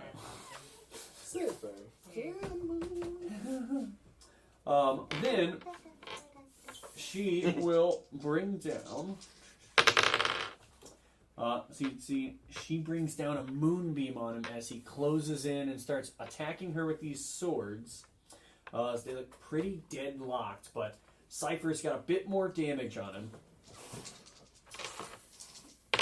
Then you see Cypher tries to close in, but she manages to fly up in the air to avoid his attacks and continues scorching him with the moonbeam as it gets to where she's at about 40 and he's down to about 30. So we got a spell. Cypher. Then Cypher would dispel the magic on her spell. Oh, smart. Actually, I can actually switch out my spells too. You could, well, if you had another day. Yeah, you can only do it like before. So then you would see Cypher comes in with a magical weapon that starts swinging at her as she's up in the air. As she takes some damage. And she seems to be readying another attack. I'm cheering as for you Cypher. see powerful, radiant energy begins to emanate. Does anyone want to see if they know what the spell is? Yeah, I'll try. I'll see. I think Frogger would do it. Frog absolutely would. I got He's watching. What is it, Arcana? 13? I got an 18 with Arcana. 17.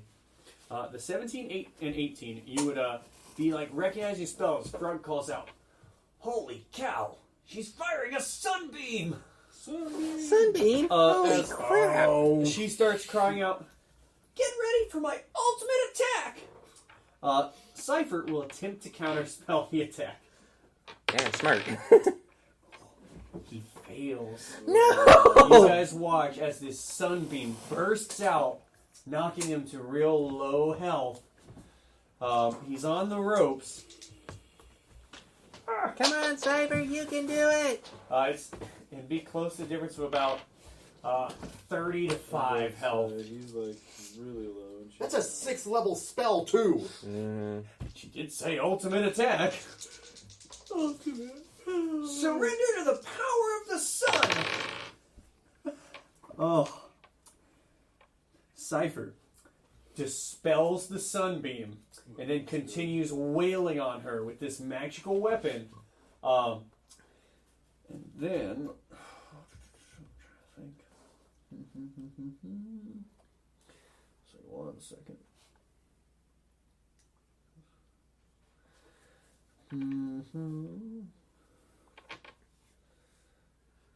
Trying to think what his finish would be. Sorry.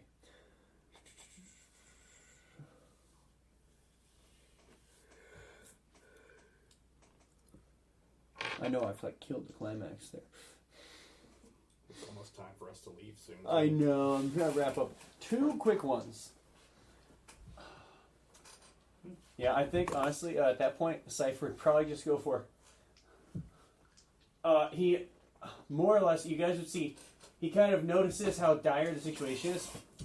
He drops the edgy sword aesthetic for a moment. He's just going to go for straight blasting her with magic missiles. At the highest level he can cast, because he doesn't want to lose. Makes sense. I'm rolling damage to see if it's any good. 14 points plus a magic weapon. It's basically down to 1 roll on who's going to get the next spell off better. And you guys would watch as it gets really, really freaking close. But the magical girl, she does send out 1 final attack. You watch, she calls out, "Starstream!" as she shoots magic missiles back at him. So, basically there's a volley of missiles going back and forth to each other, and Cypher gets knocked down and goes, "Oh, good grief." Never gonna hear the end of that one. He got beaten by the power of magical girl energy. And the only 2 left would be Twilight and Erland the Evocator. Oh, So, I will actually leave that one for next time, as we'll kind of end on this fight begins to start. You see a very wrapped up in like kind of dark colored robes, very similar to Jim, hiding their identity, covering almost all of their face, and even wearing something to cover their eyes. Like, well, she's blinded? Like, so she'd have like very big pair of like sunglasses, whole face is covered, all kind of very disguising the body outfit. While the other guy, all red and white flame patterned robes with a large wizard's hat, and a very large white beard. Older guy, just very dramatically making his way to the arena. You watch as a trail of like magical flames kind of follows behind him, wisping away. We'll wrap up as these 2 enter the ring. Also, Frog, so sorry I lost you money. It was like a sure thing. it was. I thought so too. Until it wasn't. Remember, kids, gambling is bad for you. Oh, not all the time. Works. It works 50% of the time, half the time. 50% of the time, every time. 20% of the 20% time, of the every time, time. every time, something like that. Yeah. Anyways, that's where we'll wrap up for this time. Till next time. See ya. Bye.